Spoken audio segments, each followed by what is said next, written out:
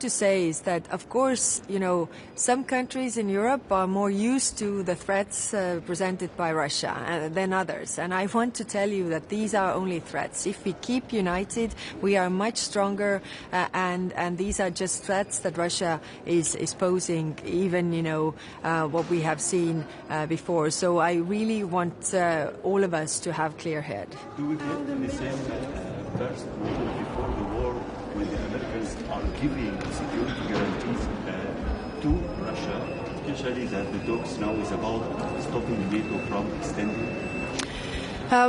Yeah, again, we have to be really clear-eyed. We have one aggressor and one victim, and the one that needs security guarantees is Ukraine, not Russia. Like I've said, in the last 100 years, Russia has attacked at least 19 countries, some as many as 3 or 4 times. None of those countries has ever attacked Russia, so they don't need any security guarantees. The security guarantees are needed for everybody else. Thank you very much. We share the space here.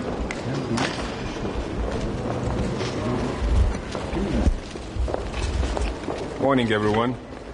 This FAC meeting is really important for Lithuania, as we expect that colleagues ministers will agree and the Council will pass the additional criteria for the Belarusian sanctions regime. We're adding 3 points additionally to the current sanctions regime related to the hybrid activities against the European Union. We need solidarity. We got it. We need now united action. We are acting in this way today. And I'm really looking forward into expanding the sanctions regime on Belarus if those hybrid activities continue against us. So politically united and then also fast in the decisions. This is the recipe for the future and prevention from the activities against the EU as we were suffering already. Only when we are united, dictators step back. On Ukraine, we have to move fast. Before Christmas, we have to achieve in 2 directions good results. That is the reparation loan and the EU membership. On both of these tracks, last week we had good progress, and we really congratulated. The one that was in Lviv, and also the Council's decision on freezing the assets for a longer period of time. Now we have to move forward with finances for Ukraine, and the reparation loan is not the major and the best, but the only option how we can mobilize finances for Ukraine's need, and we know how many billions they need for defense efforts and also for macro-financial stability. Second, on the EU membership, we have to also move forward till the end of this year. If we cannot open the 6 clusters that are already screened by European Commission, we have to set the date politically within the European Council when it is the date for Ukraine's membership in EU, and it has to be even faster than 2030. Otherwise, we are not giving credible cards for Ukraine in these negotiations that are ongoing. These are 2 cards that Europe can and must provide to Ukraine: membership and finances, reparation loan. Given the latest account that Moldova and Ukraine are always going hand in hand, does this mean that it applies to Moldova? We cannot expect each and every step in the future that will be synchronized. But the very opening of the negotiation, opening of the clusters, of course we want it to be synchronized and it to happen together.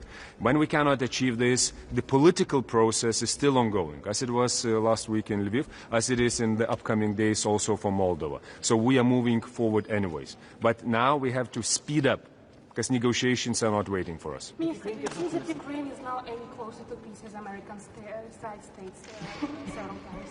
Of course, we have all big hopes and expectations that this time this will be the real move forward, but we all understand where the problem is. And it's not about Ukraine. Ukraine is ready back from March 2025 when Ukraine agreed with unconditional ceasefire. The problem is Putin. and the problem is Russia's position. So if this time Americans can achieve the result with Russians, not so much with Ukrainians, because we know that that all the leadership of Ukraine wants to achieve the ceasefire, then the long-lasting, credible peace. So then we can expect that this will be the move forward. Otherwise, we will be wasting American diplomacy's time and our time. We have to put pressure on Russia. That's why Europe must work already now on 20th package. We cannot stop. We cannot stop, pause, and then wait what will happen. No, we have to proceed. If Ukraine does give up on NATO membership, can Europe provide the security guarantees instead? One of the security guarantees that we can provide, that is the EU membership. That is the really big one. Another one, of course, is the activities of coalition of the willing. But at the end of the day, knowing that the potential adversary, and now is the current aggressor against Ukraine, is the nuclear power. So we can trust only those security guarantees that are provided by also nuclear power with the extended nuclear deterrence. Otherwise, it won't work. As Ukrainians are telling us already, and I believe in it, we don't need another Budapest memorandum. We need something credible. So when I hear that that will be Article 5-alike security guarantees, that is what we need. That is the guarantee that not only conventionally, but with all other strategic capabilities, there will be the power that is backstopping and guaranteeing the security. So if it is on the table, that is a good sign. And this will be quality-wise a bit different thing. The third element of the security guarantees, that is the financial security, the macro-financial security, and understanding that Ukrainian conventional forces will be the ones that will deter Russian conventional forces. They will need the support, and the support can be and must be provided by Europe. Have you discussed this with your British or French colleagues, the idea of a nuclear backstop? We are not considering from the European side these options, and of course we see it within the Ukraine and American discussions. So I can only comment on the very idea that there will be the Article 5-alike guarantees. So that would be credible. As it is within NATO, we all understand that deterrence works till nuclear extended deterrence is effective. Otherwise, we saw Russian nuclear coercion that was used against the West, against the Ukrainians. All the threats that were coming from Russia back in 2022 with the potential use of tactical nuclear weapon. So we cannot we cannot set it to the side and only rely on conventional forces, thinking about potential scenarios in the future. Yeah, thank you. Yeah. What are your plans to support Ukraine in 2026 in a military case and diplomatic way? From Lithuania, that was the only line in our budget for the next year that was passed without any additional discussion and without the political battle on it. That was support to Ukraine. 0.25% of our GDP for the next year will go for the security and defense needs of Ukraine, as it is this year, as it was previous year, as it will be in 2027 and 10 years onwards. So that is what we need. But we see that within Europe, there are more talks than money on the table. And that is my message to my colleagues and partners within the European Council. Put your money on the table and then put your money where your mouth is. We do not need only political positions. We need finances. And we know what demands are from Ukraine's side. So that's why Lithuania is delivering and expects that Europe will deliver also. Otherwise, there will be struggles on Ukraine's side. On the diplomatic way, of course, we are supporting the very fundamental principles of international law that are paramount for Lithuania. That is territorial integrity, sovereignty. And I hope that all of us, once again, will conclude this within... Good morning. So today I will attend the Foreign Affairs Council on the topic of Ukraine. The pace of peace negotiations has accelerated, and this is good. It is good because we see the development, and I'm also very happy that the accession process of Ukraine will play a crucial role. We see the membership of the Ukraine in the European Union as a political anchor of the security guarantees, and this is important for Ukraine, and it is also important for the European Union. In order to be able to do this, we have to go on with the reforms, and we are doing this. Last week, the European Commission has gotten from the Member State important direction, and we can go on the technical level in the clusters 1, 2 and 6. The only way that we can secure peace and prosperity in Ukraine is that we go on with the accession process, and this is exactly what we are doing right now. That are paramount for Lithuania. That is territorial integrity, sovereignty. And I hope that all of us, once again, will conclude this within the Council today. This is not a time for the speculations. I'm very happy that the accession process or membership will play or is playing a role in the peace negotiations, but we have to see what will come out at the end. What is important is that through the accession process we can make Ukraine more prosperous, more stable, more democratic, and this is the most important part, not just because of the Ukraine but also for the European Union, making Ukraine stronger. It's also important for the European security. And I'm happy that the enlargement process is playing a big role, as it has played in the past 40 years. Whenever there were important events in the history, we could have a good answer through the accession process, and I'm sure this will happen this time again. Allow me to ask you this question. We know that all this started when Russia started to stop other nations from joining the partnership agreements. Do you think they will be silent watching Ukraine joining the EU? Do you think that they will not raise another kind of vetoes? You're right. You know, the conflict between Russia and Ukraine didn't start with the war in 2022. It started when Ukraine decided to go its European way with deep and comprehensive free trade agreement. That's why it is important what we hear, that the accession process is a part, or a membership of Ukraine and the EU is a part of the peace negotiations. So in this respect, apparently what we are doing now is exactly that nobody is opposing the membership of Ukraine in the EU, and this is great.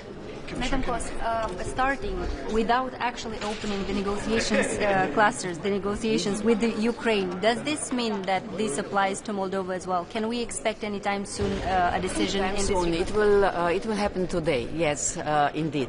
So today we will have a meeting to get the orientation. So what we need as the European Commission is getting the orientation or direction what we can do.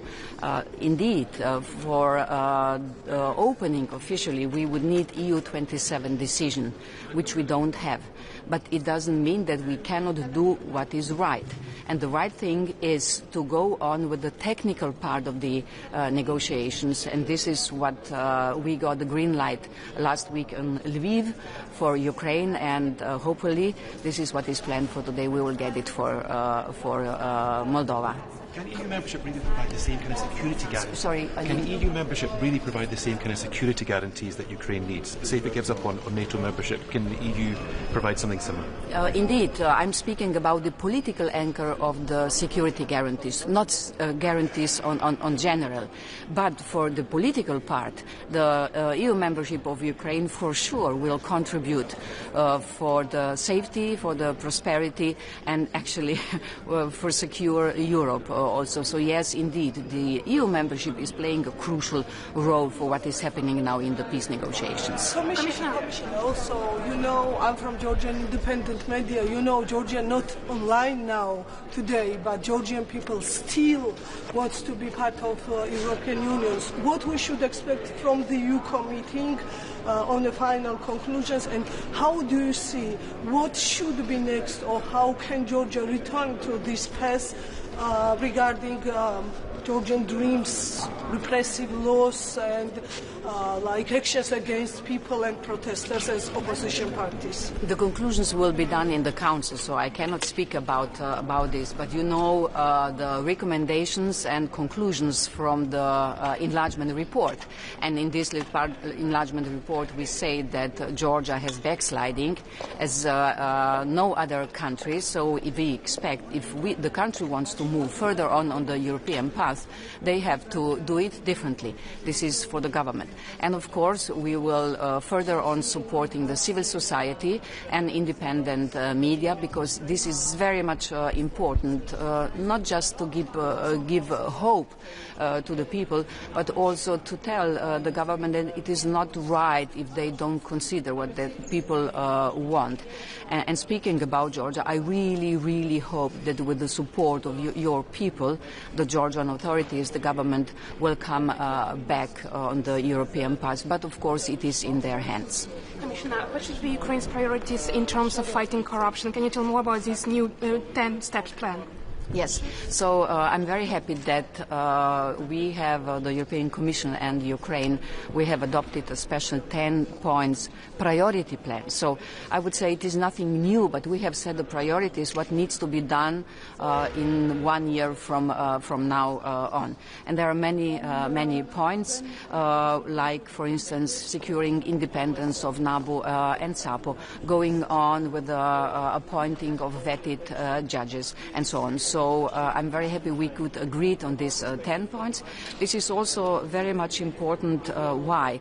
We are in the time that we have provided the money to Ukraine. The reconstruction will not be possible without the private money, without the companies. In order to be able to get enough interest from the private companies to invest in Ukraine, to take part of the reconstruction, we definitely need a secure environment, kind of legal certainties, and this can only happen if the companies, everybody will believe that Ukraine is safe to invest. And the anti-corruption measures are exactly doing, not just, but are doing this. Commissioner, one more question about Ukraine. I understand this is a matter of discussion. You will discuss it today, but I'm confident that you have some points in your minds how to do this accession by 2027 for Ukraine. Could you clarify what exactly will you discuss today?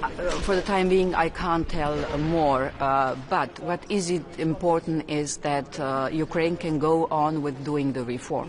And this is the most important part. You know, it is not just about the accession process. It is how Ukraine can be more prosperous, more democratic, and more safe. And the accession process is enabling all this. We are really working hard, as you have seen.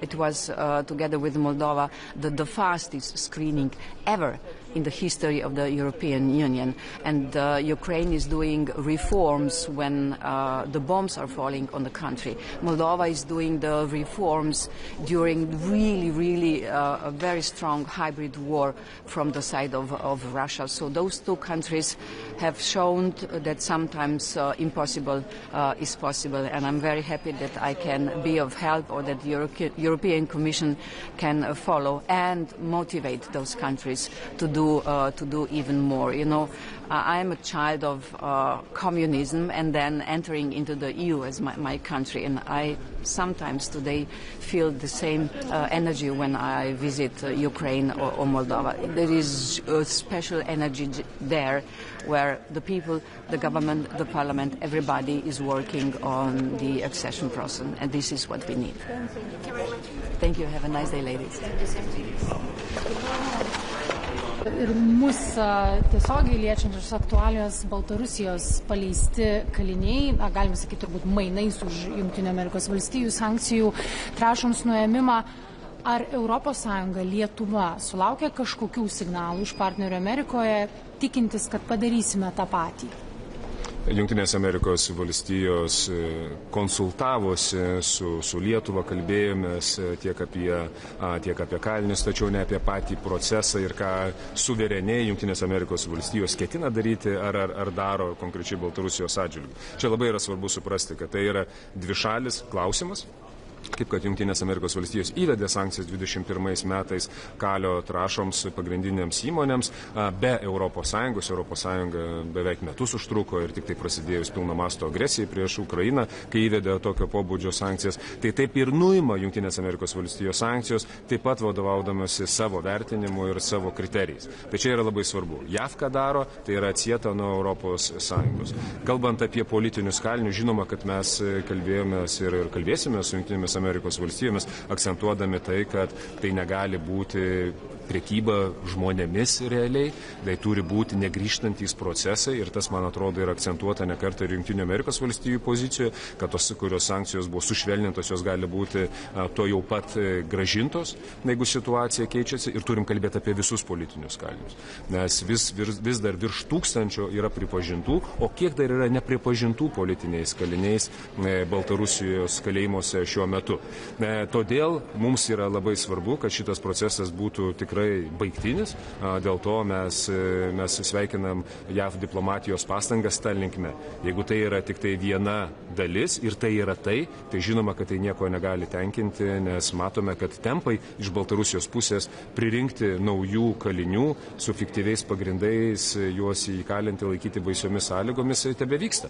Tai mes turėtume tai nutraukti. Iš mūsų pusės mes tikrai džiaugiamės ir dėkojame Jungtinėm Amerikos valstijom, kad 2 Lietuvos piliečiai grįžo į Lietuvą ir galėjo susijungti su savo artimaisiais. Bet ar tai keičia kažkaip Lietuvos laikyseną, kad jokių būdų to trąšų tranzito vis tiek neleisti, o galbūt jau pradėti svarstyti leisti, kokiamis sąlygomis? Ar ES, esate tikras, kad vasarį pratęs tas sankcijas Baltarusijai, nes dabar jos galioja iki vasario mėnesio? Lietuva neįvedė Baltarusijai sankcijų. Čia tas yra labai svarbu. ES įvedė Baltarusijai sankcijas. 22 metais prasidėjus pilnos apimties invazijai prieš Ukrainą. Pagrindai, kuriais buvo įvestos sankcijos, ne tik šios, bet ir kitos sektorinės sankcijos, jos nėra išnykusios. Nėra išnykę. Tai reiškia ir tolimesni žmogaus teisų pažeidinėjimai, represijos, pagalba Rusijai įvairiose veiklose, tiek vykdyti karinę kampaniją, tiek prisidėti prie pagrobtų vaikų reindoktrinacijos ir panašiai. Dėl to mes pirmiausia turim kalbėti apie pagrindus, priežastis ir tik tada galime svarstyti, ar jie pasikeitė ar nepasikeitė tie pagrindai ir tada ar mūsų veiksmai toliau turėtų būti tęsti sankcijas ar ne. Aš šiuo metu nematau jokių pasikeitusių pagrindų ir priežasčių, kodėl jos turėtų būti peržiūrėtos. Galų gale šiandieną, ko tikiuosi, tai kad ministrai pritars išplėstam kriterijų sąrašui, kada Baltarusijai yra taikomos sankcijos. Tai Lietuvos siūlymo yra traukti papildomi 3 kriterijai susiję su kritinės infrastruktūros trikdymu, su atakomis prieš kritinę infrastruktūrą, taip pat už priešišką propagandą, dezinformaciją ir turėdami šitos jau pagrindus galėsime kalbėti apie individualias ir sektorinės sankcijas. Gali būti, kad mes Baltarusijos režimų nekeičiant savo elgesio, mes būsime skirtingos ir greičiuose ir galbūt net šiek tiek kryptise su Jungtinėmis Amerikos valstijomis. Mes taip pat girdėjome savaitgalį, kad Baltarusija Amerikai pažadėjo pristabdyti, išspręsti balionų klausimą ir tuo pačiu girdėjome ir socialdemokratų lyderių pareiškimą, kad tai yra premjerės Ingos Ruginienės diplomatijos nuopelnas. Ar jūs irgi matytume tai premjerės nuopelnų, kiek čia jūsų nuopelno? Aš manau, kad tai, kiek aš visą laiką ir akcentuodavau, kai veikiame kolektyviai ir kolegialiai, kaip sprendimai yra priimami, derinami veiksmus, tai kiekvieną savo lauke, apimtyje įgaliojimų tos veiksmus ir darėme. Ir tai, kad vyriausybė veikė, aš tą galiu ir patvirtinti, rezultatus, kai jau matysime lentelės ir danguje, galėsime tada tikrai užsifiksuoti. Taip, tikrai turiu įvertinti premjerės indėlį, įsitraukimą, tiek planuojant veiksmus, tiek juos įgyvendinant, tiek darant susitikimus. Tai čia yra akivaizdu. Iš mūsų pusės visas diplomatinis aparatas dirbo tiek čia, Briuselėje, tiek Vašingtone, susitikimus turėjome, tiek konsultacijose dėl prieš tai buvusių kontaktų su Baltarusijos režimu, tiek šituo metu tikrai intensyviai.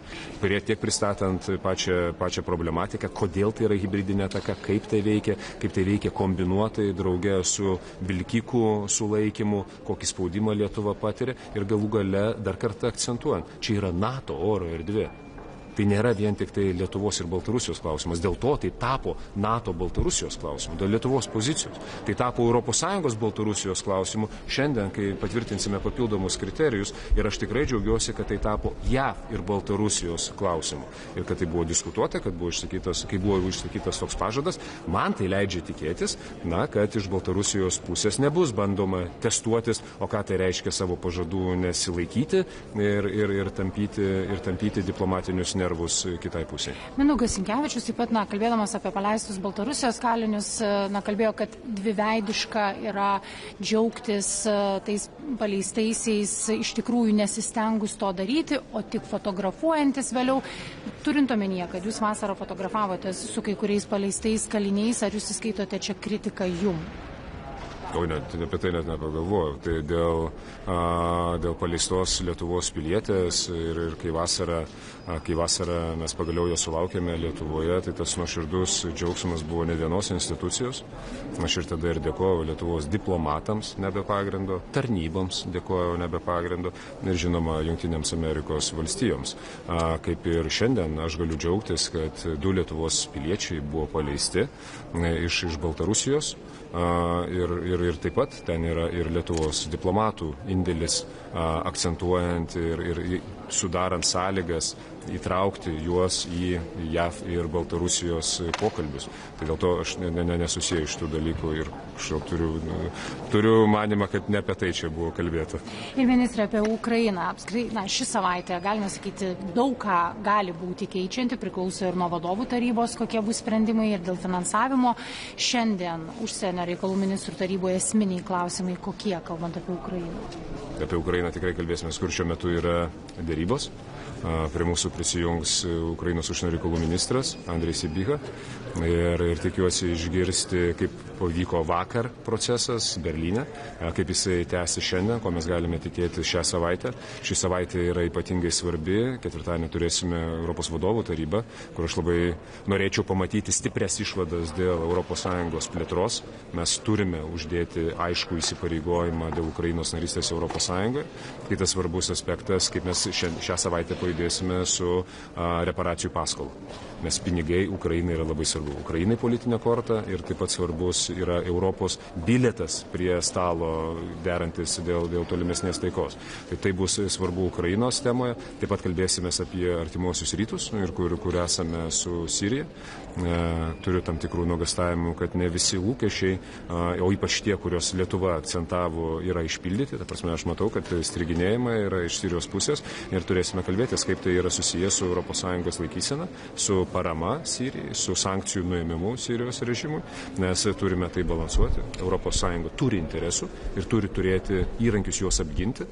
Taip pat šiandien bus svarbios temos susijusios su ES strateginiais ryšiais su kitomis pasaulio šalimis, su Kinija, tiek kiek susijęs su mūsų prekybos saugumu ir bendrai saugumu globaliai. Tai taip, kad yra tikrai svarbi taryba prieš pat Europos vadovų tarybą, ir prieš išsijungiant keliom savaitėm ES institucijoms kalėdų periodų, bet pagal tai, kas vyksta, aš nematau, kad čia bus ramių dienų. Mes girdėjome Volodymyrą Zelenskį sakant, kad Ukraina yra pasiruošusi atsisakyti noro tapti NATO nare, jeigu gaus europiečių, Jungtinių valstijų, G7 saugumo garantijas lygias NATO 5 straipsniui. Kai mes matome, kaip kinta Jungtinių valstijų laikysena Ukrainos atžvilgių ir kartais kyla klausimas, ar tikrai Amerika Ukrainos pusėje, kokias saugumo garantijas Europa turėtų pažadėti Ukrainai, kad ji jaustųsi saugi iš tikrųjų ir kiek jos būtų tvirtos? Tai, ką gali duoti Europa, tai narystė Europos Sąjungoje. Ir tai yra politinis, socialinis šalies stabilumas, tai yra galų gale šalies raidos perspektyva ir finansinė parama išlaikyti savo pajėgas. Tai yra labai svarbu suprantant, kad konvencinių pajėgų prasme Ukrainos pajėgos bus atgrasančios Rusijos pajėgas. Kitosgi garantijos ir apie ką ir šneka Ukrainos pusė, kaip kad 5 straipsnis, tai reiškia tik vieną, kad už to stovi didžiulis ginkluotės arsenalas, strateginių pajėgumų arsenalas, branduolinis arsenalas. arsenalas, kurį turi Jungtinės Amerikos valstijos. Be to mes negalim čia net nieko lyginti su 5 straipsniu. 5 straipsnis tai nesolidarumas. 5 straipsnis reiškia priimtas sprendimas ir įsijungia didžiuliai planai ir įsijungia didžiuliai pajėgumai su milžiniška ugnies ir naikinimo gale. Tai reiškia 5 straipsnis. Jeigu to nėra, tai yra bla straipsnis ir tokių galime prirašyti labai daug. Dėl to aš visiškai sutinku, kad čia yra esmė. Esmė, kas garantuos Ukrainai saugumą. Aš jau nekalbu apie visus kitus dalykus. Europa be Jungtinių valstijų to saugumo? Negali ir čia nereikia įsivaizduoti, kad norinčių koalicija galėtų kažką tai užtikrinti. 3 brigados, 4 brigados, tebūnie 10 brigadų. Čia ne apie tai eina kalba. Ukraina jų turės nedaugiau. Čia yra visi kiti įgalintojai. Tai yra ir žvalgybiniai pajėgumai, tai yra tolimo poveikio efektoriai, ginkluotė ir panašiai. Aš jau nekalbu apie branduolinius. Minister, we see rising frustration in the Baltic states, Minister. We see a rising frustration in the Baltic states. We see that EU warning that Russia will be rewarded. Do you think that this is what's happening? And do you think that you can really do something in this crucial point for diplomacy to stop this from happening? Of course we can, and that is what is happening right now, and we're doing, meaning that diplomacy is working. And now ongoing talks and negotiations, what concerns at least the Ukraine side, of course they are destined to provide the result. But the problem is not there. The problem is Russia, and that is why what concerns Russia, it's not only diplomacy that should help us. That's also pressure on Russia that we saw was very effective, and that's sanctions. That's why I'm calling for the 20th package of sanctions being prepared already right now, because we have to proceed further. We cannot expect and build our strategy on hope that Putin somehow will change his position. He won't. No. Sorry, Minister, a very quick question again about Georgia. You know, for Georgia's people it's very important. How do you estimate more and more repressive laws against the public protests? Also, if you see the BBC investigative film that maybe probably Georgian Dream used chemical substance against protesters. So in this situation, how do you see recent developments and what will be like exit from this situation and position of your country? Now, what should you do? The exit of this situation is the one as we were calling for 1 year ago. And actually, I'm talking to you one year ago. That's what I said. What we need, we need to bring back the credibility of democratic institutions and processes in Georgia, and that is to organize the free and fair elections, and then to proceed further. Because otherwise, we see what are the degrading processes and backsliding of the democracy, and that is really frustrating. And especially knowing that the big expectations that Lithuanian people had, and also the expectations of Georgian people that they had with the European perspective, with such a big support of European membership.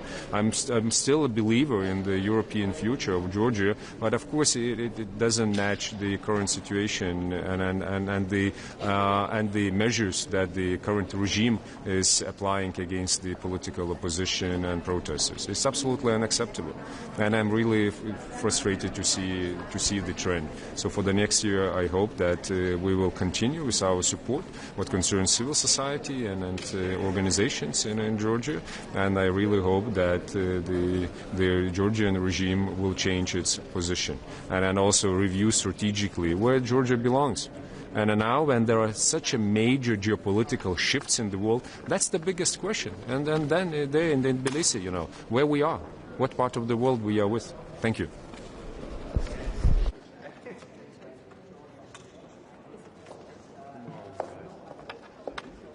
Good morning. Baiva Braža, Latvian Foreign Minister. And it's good to be back at the EU Foreign Affairs Council with a very intensive agenda in front of us. As usual, we have the agenda item on Russia's aggression against Ukraine with a briefing from the Foreign Minister Andriy Sybiha. We'll also have substantive exchange on the developments in the Middle East. And we have, of course, the discussion and the breakfast with the Armenian Foreign Minister, but also we'll have certain other aspects with regard to situation in Sudan and a few other things that I know colleagues want to bring. I'm particularly pleased to see that what I wished last time, which was more operational shadow fleet sanctioning is happening. So we have 41 ships on the agenda. Is not part of a bigger package, but we are just, as they come, as we find out and agree, we are putting them on the sanctions list. Also ecosystem, individuals, hybrid sanctions, and so on and so forth. So also some important decisions. And then I just completed a 10-day trip. I was in the US, Cyprus, and Middle East, and indeed all the attention is on achieving peace in Ukraine. And from our perspective, from the Latvian perspective, I want to be very clear, we will not recognize occupied territories as Russian. Whatever the ceasefire achieves, whatever is there, there will be no recognition of occupation as legal. So we will stick to our international positions that we have maintained, and that is something that we have been very clear about. And we very much commend the US efforts. Really gigantic, substantial talks, very detailed talks from what we know, and our support for Ukraine, for Ukraine's independence, sovereignty, democracy for the future is absolute and total. So we will continue supporting Ukraine both on the battlefield as long as it lasts, but also at the peace talks, whatever is necessary. And one thing that is not changed, we don't see any change in Russia's position. All the signals from Russia currently still, they are not serious about peace. They are just looking at picking and dividing NATO, picking, dividing the EU. So with that, we wish luck to Ukraine, to the US, and we wish for peace in Ukraine. If Ukraine does give up on NATO membership, it's for Ukraine to decide. I mean, NATO's treaty is very clear. Article 10 provides for the possibility to enlarge NATO with regard to European countries. So if you are a European country, you want to join NATO, you have to contribute to Euro-Atlantic security, and there has to be a consensus.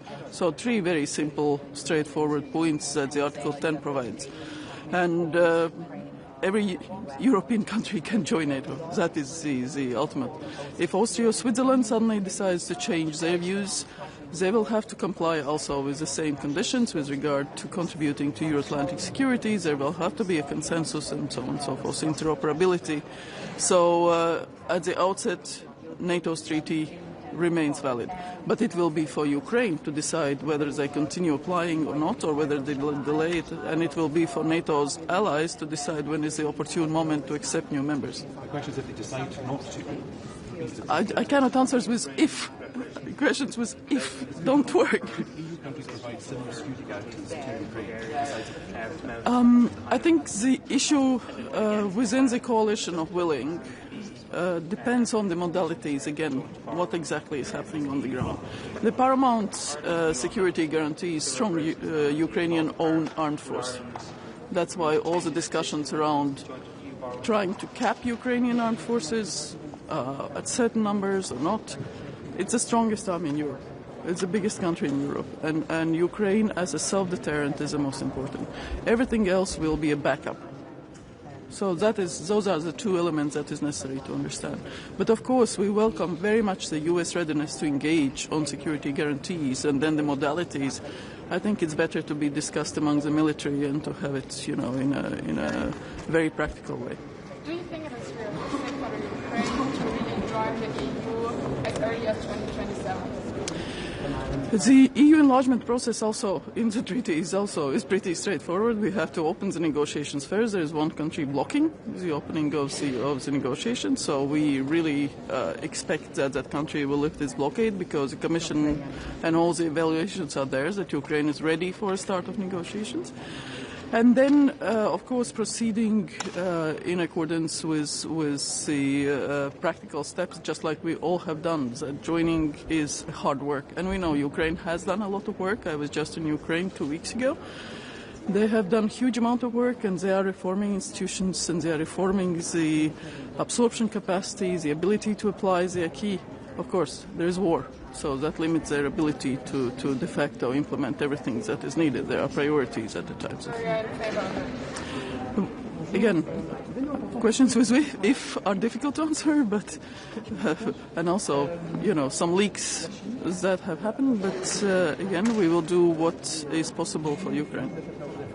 another question. There's a high-level meeting today in Berlin.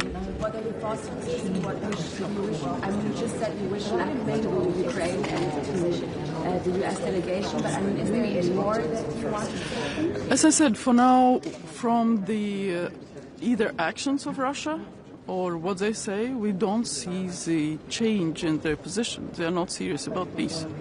They are the ones that stand between all of us who want peace in Ukraine and the actual peace on the ground.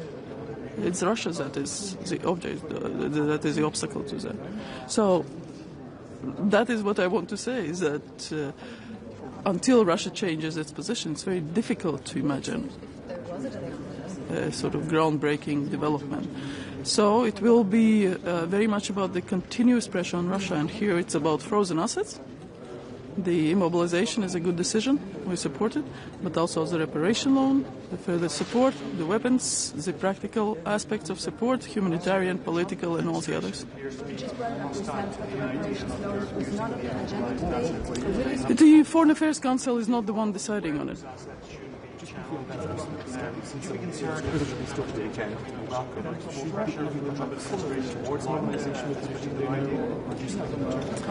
The regime hasn't changed, but again, also on this occasion, we very much welcome the ability to welcome back those that have been unjustly politically imprisoned. And that concerns both, there was a Latvian citizen, but also the Belarusian oppositioners, but also we very much welcome the return of Ukrainian citizens that we saw happening.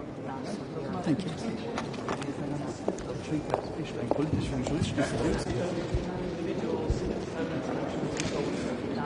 So also some important decisions.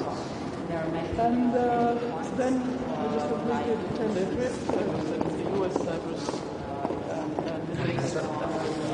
and Morning, everyone. Hope you're all well. Wish you a happy Christmas if I don't get a chance after this. Look, maybe if I could just start at the outset by reiterating my absolute condemnation for what was a vile and anti-Semitic attack on innocent civilians yesterday in Bondi Beach. I want to offer my sincerest condolences to all of the families who've been impacted and to the entire Jewish community. I'm very conscious of the impact that this will have on many members of the community, not least at home in Ireland.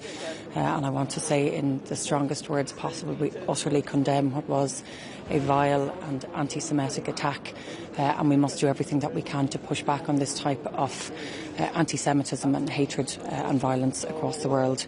Of course, busy agenda today as well for the FAC, starting our conversation this morning on the Middle East, where we'll be given an update by the Special Envoy. It's absolutely vital that we focus on ensuring that the first phase of the peace plan is implemented in full, and that we can move to the second stage. However, I do have significant concerns in terms of the amount of humanitarian aid that is getting in on the ground. It is an absolutely dire situation for many thousands of civilians where more aid is needed, in particular coming into the winter months. And so this morning, with a number of colleagues, I've written to the High Representative to highlight the need for Europe to do more to unblock what is being put in place, a block preventing the number of trucks that need to go in from getting in, but also the type of aid and the amount of aid that is needed. In terms of our conversation on Ukraine, again, we are at a critical juncture. It's very welcome to see significant conversations and engagement that's happening between Ukraine and the US, and in particular today in Germany, where Germany will host a number of heads of state to further those discussions. It's absolutely vital that an agreement can be reached and that a ceasefire can be put in place, again, particularly coming into the winter months, the challenging situation that so many citizens in Ukraine find themselves in. It is absolutely essential that this illegal invasion by Russia, that a ceasefire can be brought about, and Europe will stand, as we always have, in solidarity with Ukraine throughout all of this.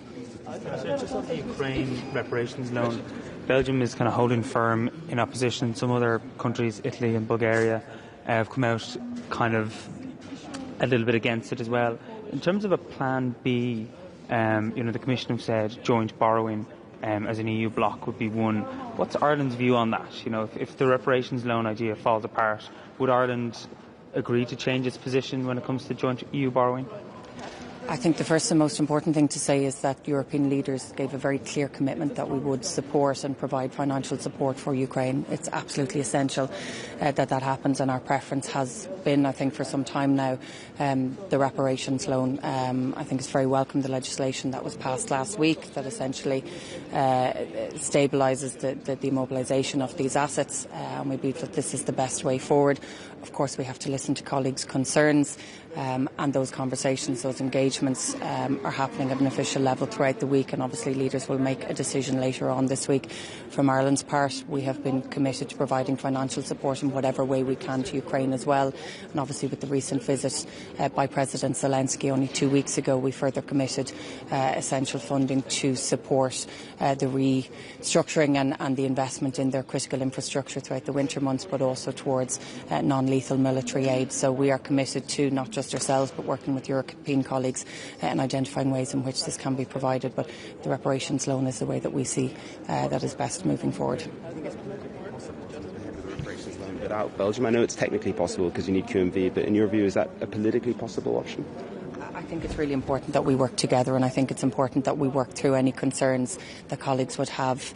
Again, I think last week's legislation is an important step in moving in that direction with the immobilisation and the stabilising of those immobilised assets. But of course we need to work through the issues with colleagues this week. But again, that remains our preference, and we believe that that's the best way forward in providing financial support that is so badly needed. Minister, on your other brief, deal on Mercosur trade deal seems to be a little bit kind of on the rocks at the moment. Has Ireland made up its position yet on this, or will you wait for France and maybe Italy to do so first before you do? I think we've been very clear on the concerns that we have had in relation to Mercosur, in particular for our beef farmers. We have always said that we will work with like-minded countries on these issues, and we are working through and we are assessing the situation at the moment. We don't have a date for a vote. We're not clear when a vote may or may not happen, whether it's before or after Christmas, but we'll continue to work with colleagues and work with like-minded colleagues on the concerns that we've raised and we've consistently raised throughout this. Would it suit if there was a delay on Mercosur, like France apparently does want? Well, look, what we don't know is whether or not there is a majority of QMV in moving forward here, and so we'll continue to work with colleagues. We have to assess the situation, and without sight of when a vote is, we'll just continue to engage with colleagues on this. Minister, the Trump administration appears to be hostile to the idea of Europe using the immobilised assets because they have their own plans for where those assets should be channelled. Would you be concerned if member states are coming under some kind of pressure from the Trump administration to block this particular idea? Look, colleagues will discuss this today at the Foreign Affairs Council, and leaders obviously later on this week. There's a huge amount of work happening with our officials, and that will continue throughout the week to try and address the concerns. And I understand the concerns that member states have raised, but it is absolutely essential that we send a very strong signal to Ukraine, but in particular to Russia, that we are going to support and we will use these assets to support Ukraine in what has been an illegal invasion. We need to make sure that that support is strong and that Europe stands square behind Ukraine, and that will be our priority and our focus and our commentary in the Taoiseach in signing the letter that he did has made it very clear that this is Ireland's priority and this is our preference in how we move forward in providing those financial supports. Minister, just on the triple lock, what's your sense of timing? Like, would you hope that you could have legislation signed into law at some point in 2026, or do you think it could be 2027 before we get it enacted? Personally, I think this is legislation we need to move on quickly. It is quite simply the case at the moment that any one of 5 permanent members can veto and prevent any new peacekeeping missions from taking place, and because of that veto there hasn't been a new peacekeeping mission since 2014. We have world-class and world-trained peacekeeping troops, many of whom I've met in the last number of weeks, and they are unable to take part in new missions, and I think we need to take back our sovereignty in that regard. We need to take back our ability to be able to deploy our troops on the ground in parts of the world that need their expertise and their support most. So I think it's important that we move on this legislation, and I look forward to working with all colleagues across the House. This does not and will not impact our neutrality and need to be clear on that, but we have to be in a position where we can decide where we want to send our troops. We have a long-standing history and a history we're very proud of in providing peacekeeping troops on the ground, and we should be able to continue that ourselves without others being able to veto us. Thank you. Bonjour. Réunion importante aujourd'hui avec beaucoup de points à l'ordre du jour. Attendez 2 secondes, je me détache. La Chine, approche pragmatique qu'on doit avoir. J'ai déjeuné avec le ministre des Affaires étrangères indien avant-hier et je pense qu'on ne doit pas faire l'erreur de mettre l'Inde et la Chine et la Russie, en fait tout le monde dans le même panier. J'ai l'impression qu'on a tendance aujourd'hui au niveau européen de mettre tout le monde dans le même panier et de voir quand même comment on peut avancer sur certains dossiers avec les partenaires indiens et aussi avec les Chinois, en n'étant pas dupes non plus, en sachant que ce sont des rivales, mais aussi que peut-être ils peuvent aller de temps en temps dans la bonne direction. On le voit aussi à New York lors des votes. L'Arménie, aujourd'hui avec l'Azerbaïdjan aussi, on a l'impression que c'est acquis qu'il y a la paix dans la région. Il faut y aller. Il faut aller à Bakou, il faut aller à Erevan et soutenir aussi les démarches qui vont dans ce sens. Il faut vraiment soutenir parce que c'est quand même très fragile. Je le soutiens, je continuerai à le soutenir. Et demain, j'ai le ministre des Affaires étrangères arménien qui vient justement au Luxembourg pour continuer. Le Liban, fragile. Voir comment on peut soutenir aussi. J'ai discuté aussi ces derniers jours avec les responsables du Moyen-Orient.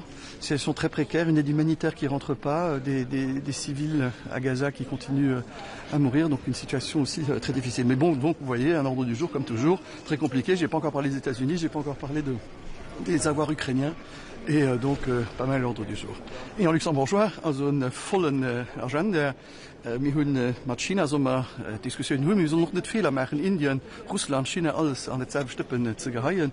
Ich hatte mit jetzt mit dem indischen Außenminister, der noch demandeur als für mit Europa Mino zusammenzukommen, dafür nicht die Fehler machen. Steht für einen Dippen zu kommen, wir sollen noch nicht dumm sind. Wir wissen, dass bei verschiedenen Partnern sind, aber auch Rivale sind. Russische Abwehr, juristisch Frauen, die schon 4 Jahre gestaltet, wo ich halt noch immer keine Antwort. Das ist normal kein gut Zeichen. Wenn ich keine Antwort kriege, dann schenkt das echt eine politische, eine juristische Decision zu sein. Wir müssen einfach aufpassen, weil für Decisionen zu hören sind dann normalerweise immer viel dumm. Wenn dann nur darum geht, abstrakt zu hören, dann sind noch viel fort. Auch Armenien, Aserbaidschan, Konflikt, den nach immer ganz fragil als Loma Frieden, mehr aber potenzielle Konflikte, die kann nicht sein Stuhl. Dann schon mal mittig den armenischen Außenminister zu mittig ist in Lützeburg eben noch die Relation zu verdecken, dann soll ihn eben noch dahin gehen, für zu sagen mit Brand, aber überall, also das nicht einfach, aber dafür ist wichtig, dass man den diskutieren und nicht was den anderen. Voilà, merci. Herr Bettel, eine Frage auf Deutsch, können Sie ganz Ganz kurz. Und zwar erstens mal, selbst haben wir gesagt, es braucht kein NATO-Beitritt, eventuell würde das zurückziehen. Aber was sagen Sie genau dazu, was können die Europäer jetzt für Sicherheitsgarantien leisten, die ähnlich stark sein sollen wie die NATO? Geht das überhaupt?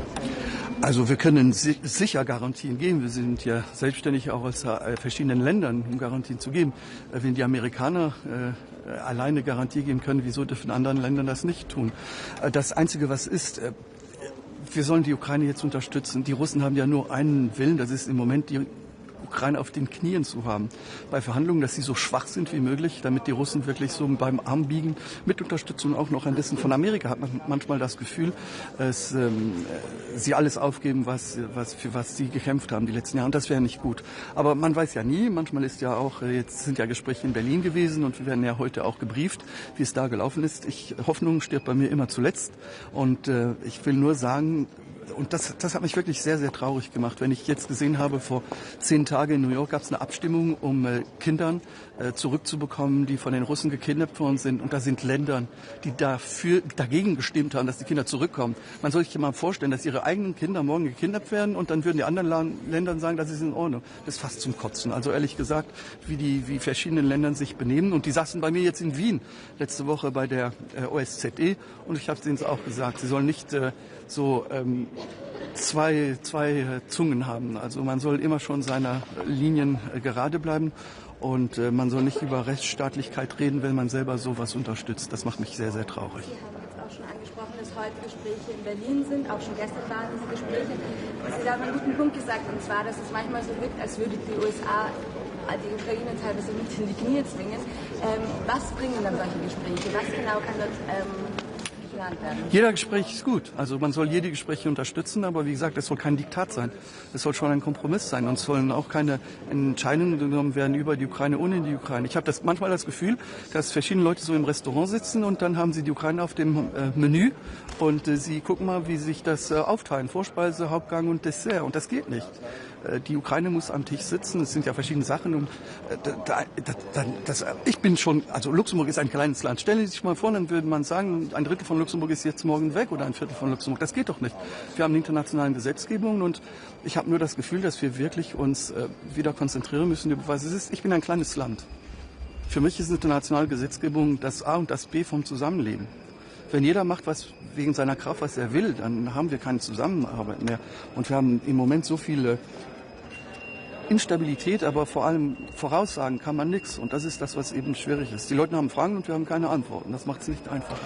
Noch eine Frage. Glauben Sie daran, dass die EU sich darauf einigen kann, das russische Vermögen jetzt als Reparation Loan zu verwenden? Also wir sind ja pragmatisch bei dieser Frage. Ich muss Ihnen nur sagen, ich bin jetzt 12 Jahre hier in Brüssel. 10 Jahre als Regierungschef. Ich habe als Regierungschef, das ist schon eine Zeit schon her, 2 Jahre, gefragt, man soll mir juristisch geben, ob es wirklich eine juristische Sicherheit gibt bei sowas. Ich warte heute noch drauf. Und meistens, wenn ich kein juristisches Analyse bekomme, ist das kein gutes Zeichen. Ich habe nur gewarnt, man muss aufpassen, weil da drin sind wir immer sehr stark, um Entscheidungen zu nehmen, aber nachher, wenn es um Bezahlen geht, dann sind sehr viele Straußen und dann sieht man auf keinen Kopf mehr. Und das geht nicht. Und man soll nur einen Mechanismus finden, dass nicht die Belgier nachher alles bezahlen müssen, alleine, was wir zusammen entscheiden. Das ist für mich nicht Europa. Tschüss!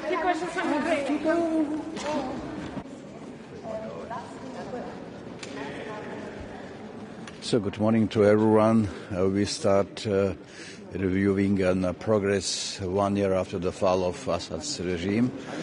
Then we will also address how to help the implementation of the peace plan for Gaza.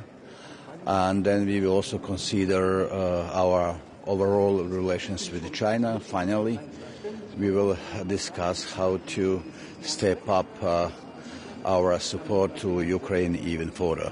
Thank you.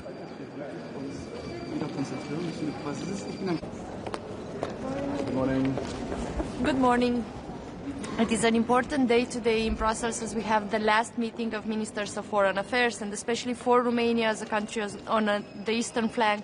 This is a very important week as my president is flying to the summit in Helsinki, and we're going to have the council focused on security guarantees at the end of the week. So for us, obviously, advancement towards the peace negotiations and the security guarantees for Ukraine are extremely important.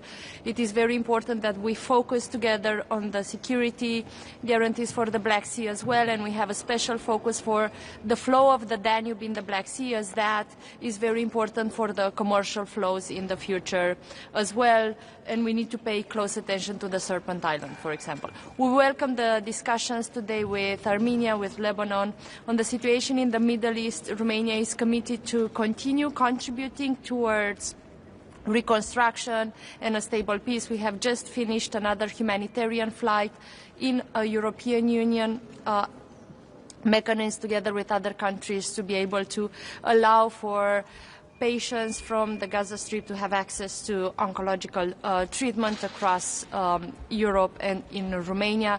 And we will continue to be involved in the conversations with both countries and the international community to contribute to a stable situation there. Looking forward to see the Minister of Foreign Affairs of Armenia again.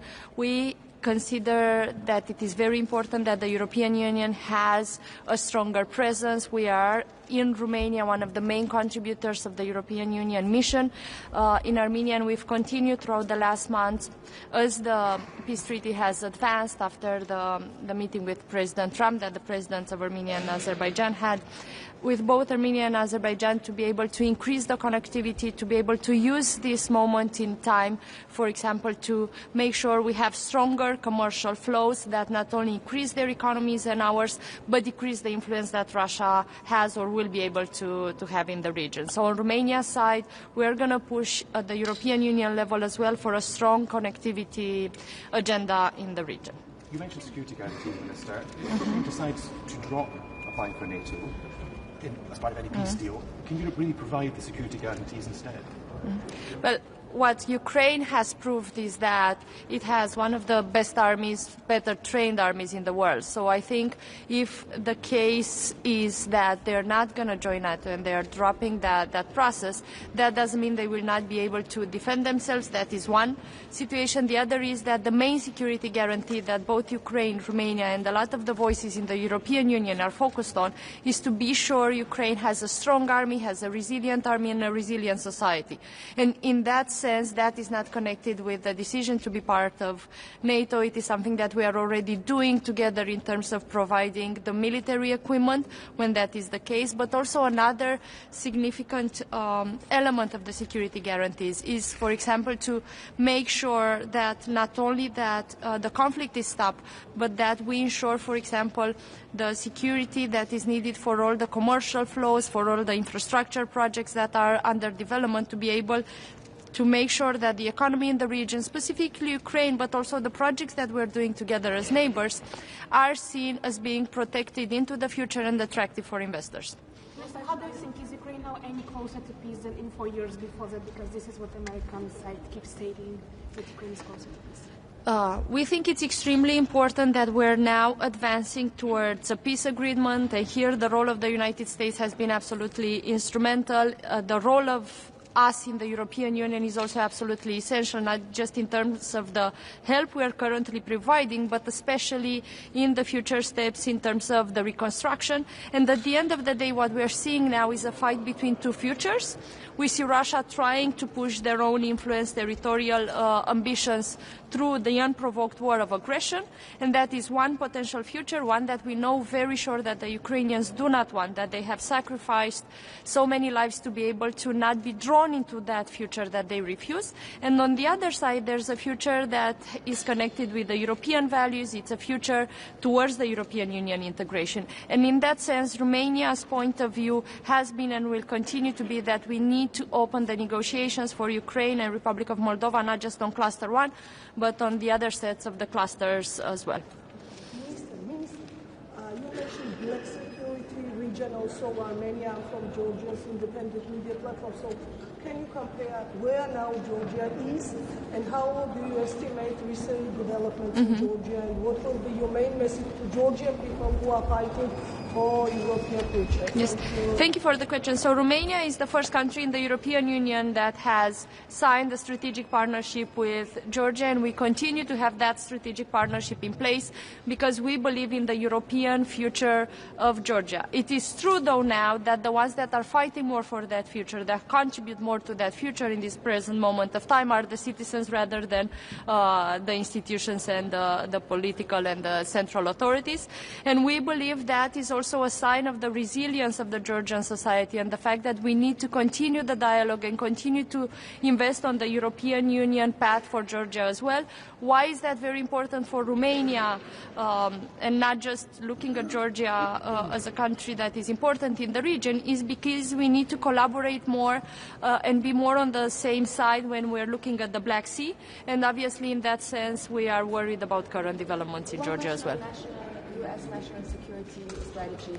I mean, you are on the eastern flank, you just said it, and the U.S. is not willing to say that Russia is an aggressor and that it is problematic. So what do you think about this national security strategy, especially since the U.S. is obviously trying to tear apart the EU in this?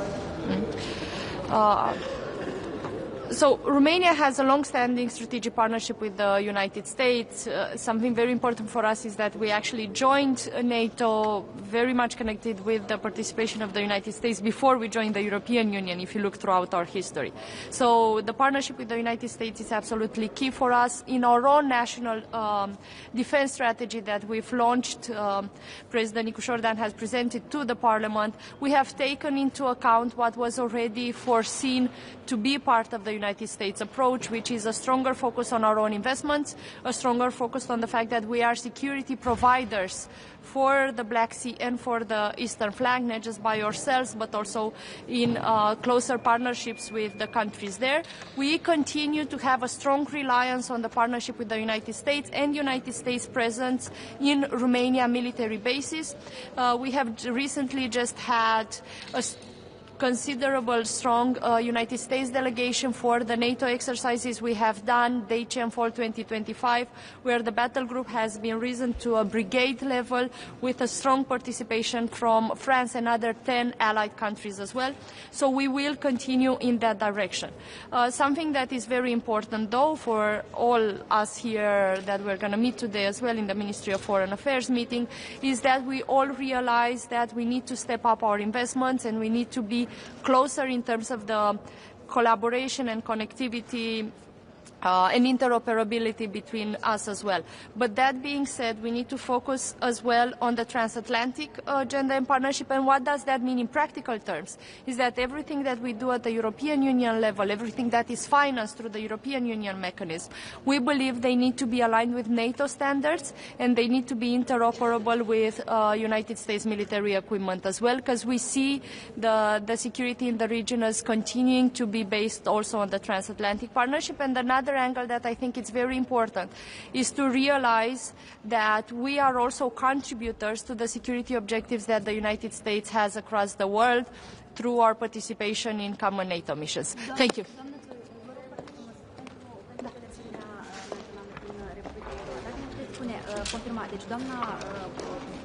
Doamna Cos ne-a confirmat deja a fost cu referire la deschiderea neoficială a negocierilor cu Ucraina.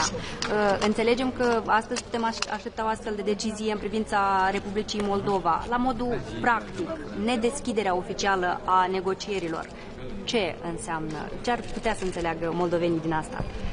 Așa cum știți, noi, România, suntem un ambasador și un avocat puternic al faptului că Republica Moldova și-a îndeplinit și își îndeplinește cu o viteză uluitoare, demnă de admirație, mare parte din criteriile tehnice și eforturile de reformă necesare pentru a avansa în negocieri pe clusterele de aderare. Poziția noastră este că nu trebuie deschis doar clusterul 1, ci se pot deschide mai multe negocierile pe mai multe clustere în același timp, pentru că există deja progres, există deja un efort puternic în această direcție și sigur că și noi suntem pregătiți să susținem cu echipe mixte acolo unde se poate, din propriile noastre lecții, din propria noastră experiență, atât la nivel instituțional, cât și la nivelul societății civile, care este deja de multă vreme implicată în parteneriate și în efortul comun de preaderare. Este însă necesară și o deschidere formală și atât noi, la nivel guvernamental, cât și președintele Nicușor Dan, reiterăm asta și avansăm negocierile în această direcție în fiecare dintre întâlnirile de la nivel european. Și ne putem aștepta la Consiliul din 18-19 decembrie la o decizie tranșantă în acest sens? Este pe agenda Consiliului și din discuțiile pe care le avem noi putem să fim optimiști. Însă până nu se ajunge la finalul Consiliului cu votul final, nu putem să estimăm până la capăt care va fi decizia finală, însă este cât se poate de clar că nu doar România, ci foarte mulți din prietenii Moldovei de la nivel european facem în aceste zile eforturi diplomatice ca să deblocăm negocieri. Mulțumesc! Just quickly, do you think that the ceasefire in Ukraine can start in the Black Sea as a first stage? Can start this ceasefire idea in the Black Sea, because the Turkish, they say something about that. About starting the ceasefire in the Black Sea. Is this going to be the first stage from the ceasefire, or the talks now is beyond this idea? There have been incidents in the Black Sea, and if we look a couple of months ago, we have seen incidents, for example, on the Danube itself, but they have been isolated incidents. The Black Sea continues to be rather safe. When we speak about security guarantees, we are focused a lot on the future and what might happen once we have a ceasefire on the territories, what that might happen in terms of making sure there are no more potential challenges in the Black Sea. But the Black Sea itself is not the one where the most attacks or where the most risks are happening now. It is rather a focus on the negotiations to have a ceasefire on the ground, because that is where we see an incredible loss of lives of young people on both sides of the conflict, actually. And Russia as well should be responsible for its own citizens and stop the bloodshed and the sacrifices they do in terms of thousands, with absolutely no end in sight in terms of potential victory. So a ceasefire is absolutely essential. The place where that needs to take place is essentially everywhere, but if there's an order of territories where that should happen, it should start with the places where most of the lives are lost and that have a more strategic thank you.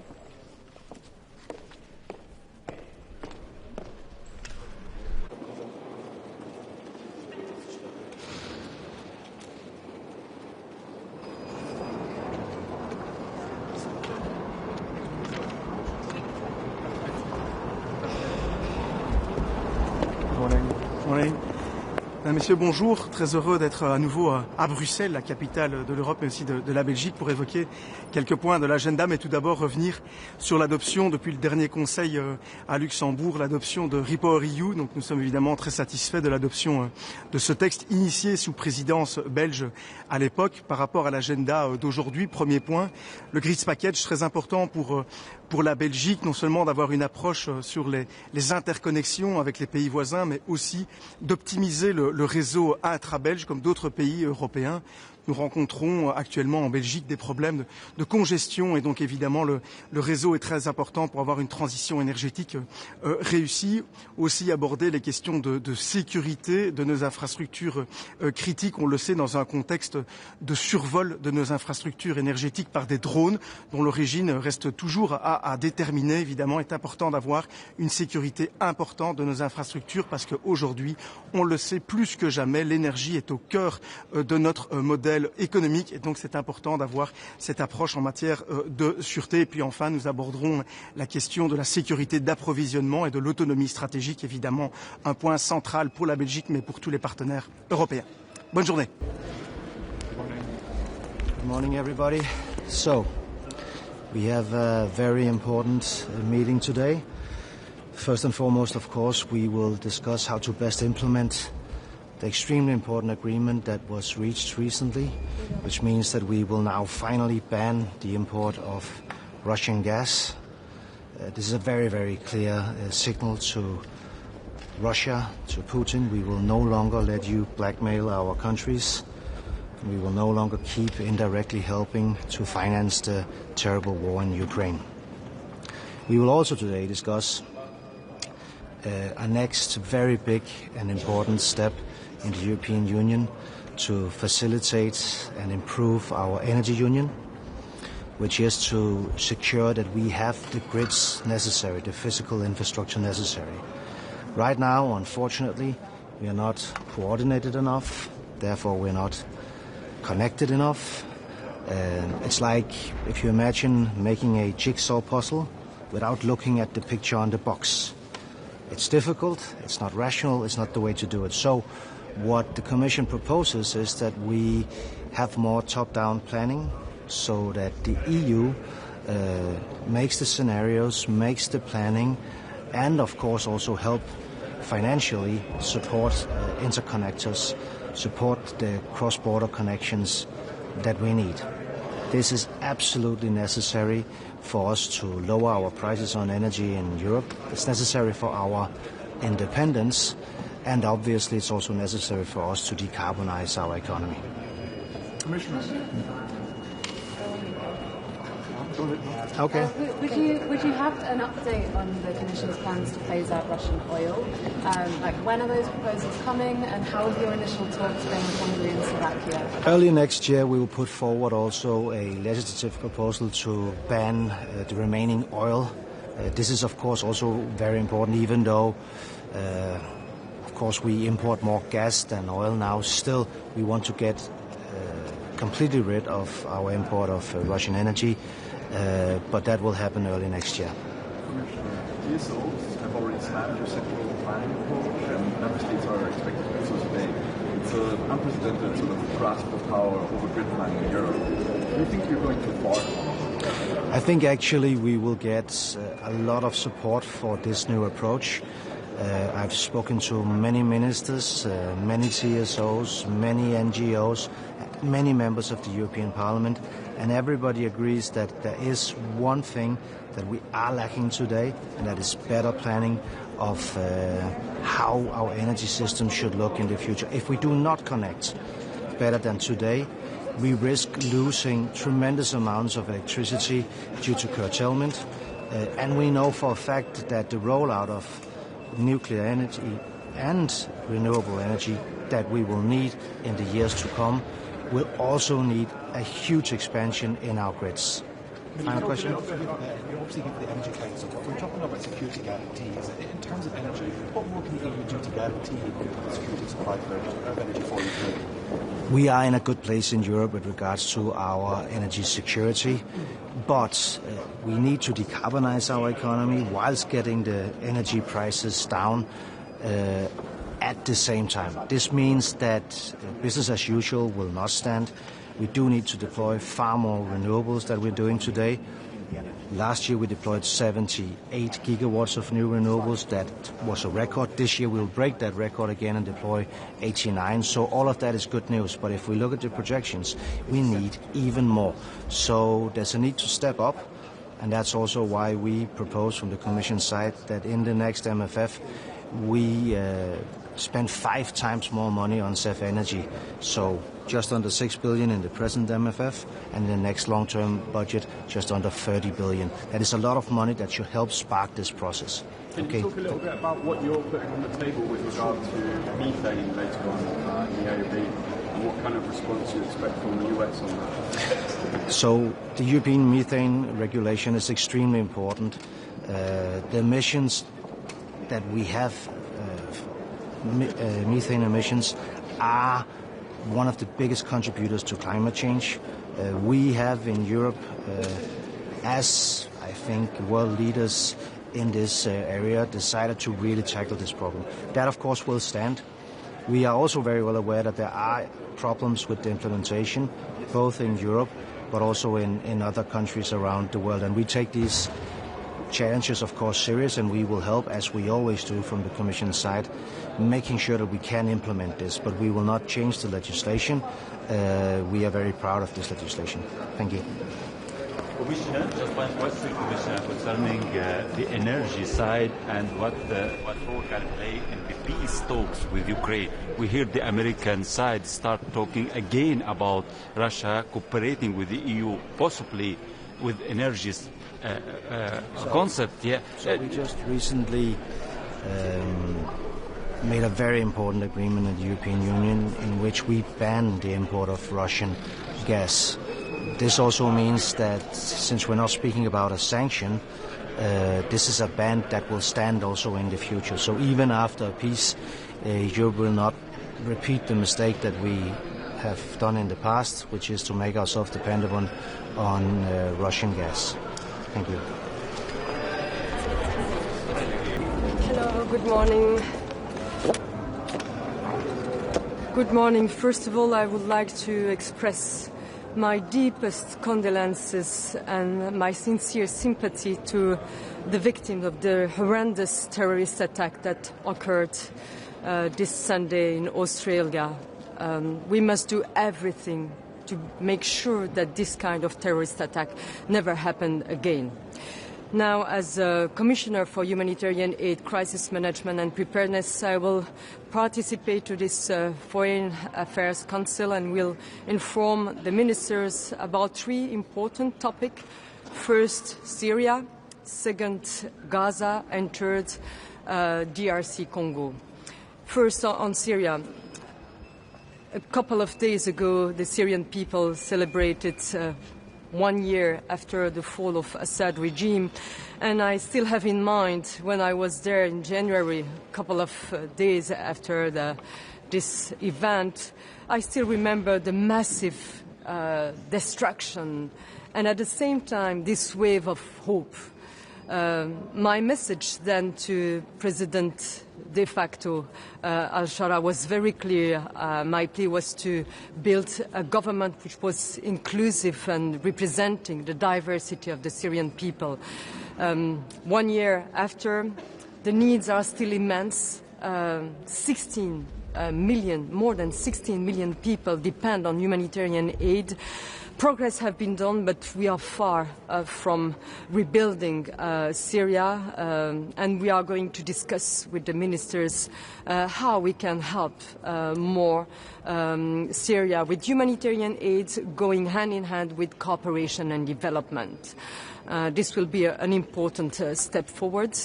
And second, I will speak about Gaza. 2 weeks ago, I was in Egypt. I went to the Rafah crossing point, and I saw the door closed, the crossing points closed, and unfortunately hundreds of trucks waiting there full of items, essential supplies, medicines, shelters, tents, sleeping bags waiting. The situation is dramatic, although it's not on the headlines of the media, but still every day Palestinians are killed, so we need really to do everything to let humanitarian aid enter into Gaza. Too many trucks are backed, are refused, full of items considered as dual use, sleeping bags because of their colors, green, wheelchair because of the wheel.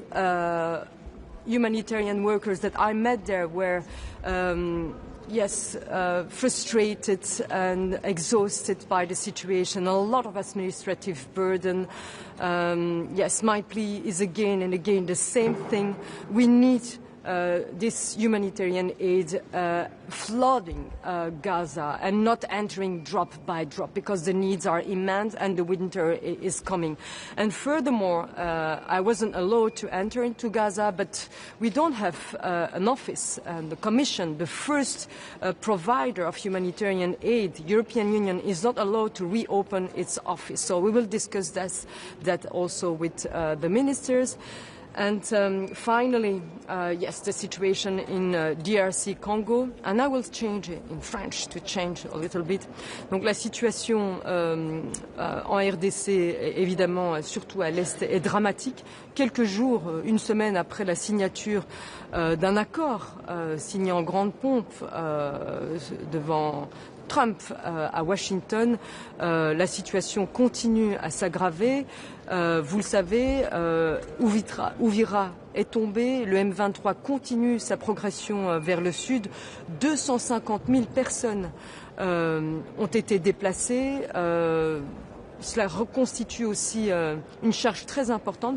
65 000 à peu près, ont fui vers le Burundi. Donc le risque de déstabilisation générale est très important.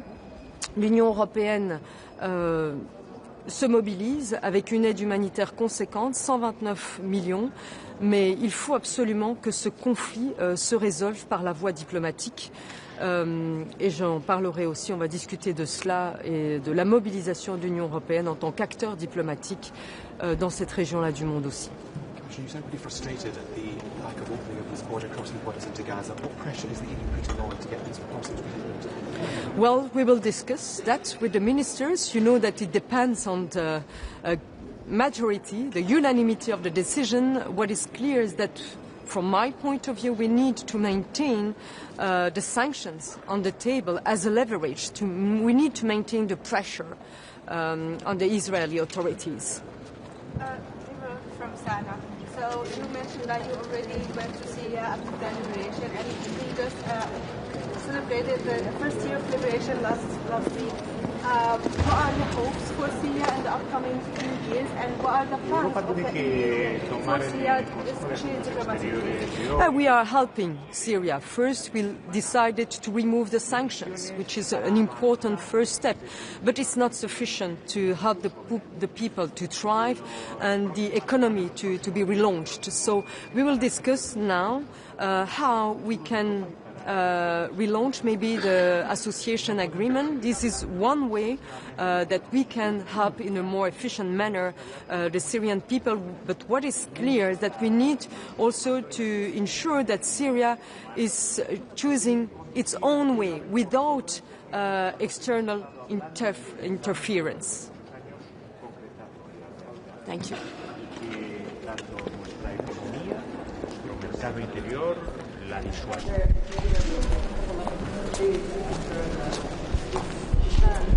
Good morning. We've been absolutely devastated to hear the news on the horrible attack in Bondi Beach in Australia this weekend. At the same time as so many Jewish families and parts of the Jewish community were convening to celebrate the start of Hanukkah together. And this comes at a time where even just showing a David star could even put you in danger. This is exactly what we have warned for, the dangers of calling on and playing into a global intifada.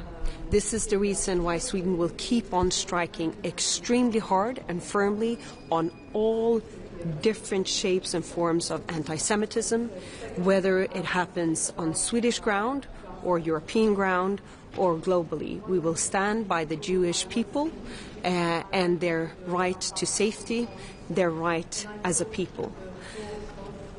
With that said, we meet for yet another ministerial meeting, the last one before Christmas. On today's agenda, still very complicated issues as always. And I've said many times, in difficult times, the European Union needs to be firm on our goals on prosperity, on resilience and security.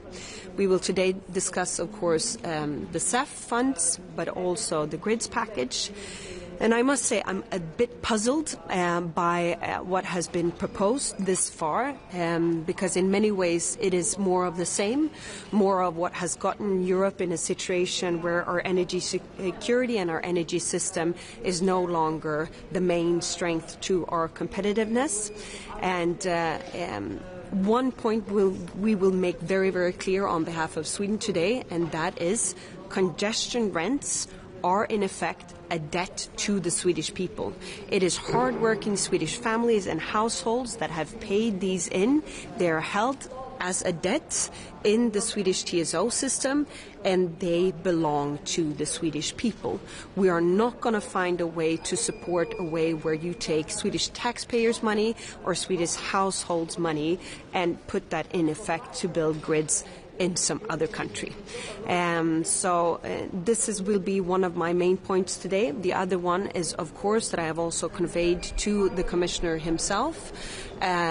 If you want to increase consumption but also improve the quality of the consumption that is possible, what is being produced and pushed into the grid system also plays a very big role, i.e. if you have more baseload in the European system, you will make more efficient use of already existing grids and added new grids.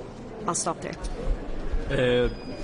Det du började där med angående terrordådet, om du skulle kunna upprepa det på svenska, men också en fråga om, alltså, det kommer ju en hel del kritik från Israels regering mot Australien, mot att de har godkänt Palestina som stat till exempel. Vad säger du om den kritiken som kommer från Israel? Men vi har varit helt förskräckt över nyheten i helgen. Samtidigt som jag hörde av mig till mina judiska vänner och önskade glad Chanukka, så får vi nyheter om att människor brutalt mördas. Och det är helt uppenbart att det är judar som har varit målet för den här terrorattacken. Detta är anledningen till att vi slår ner så hårt mot antisemitism och varnar för att stötta på olika sätt rörelser som uppmuntrar till en global intifada.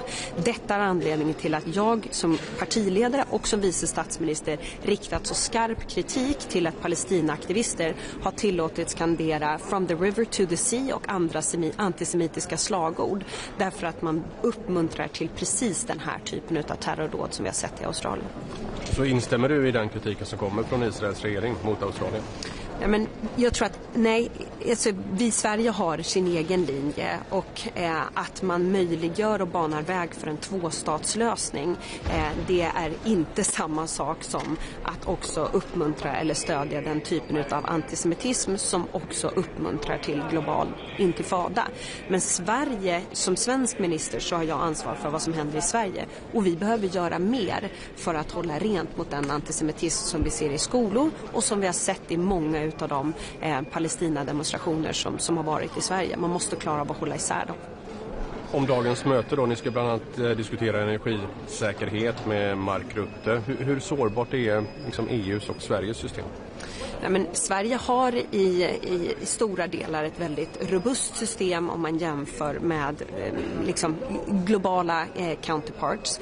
Men vi behöver göra mer för att se till att det står stadigt.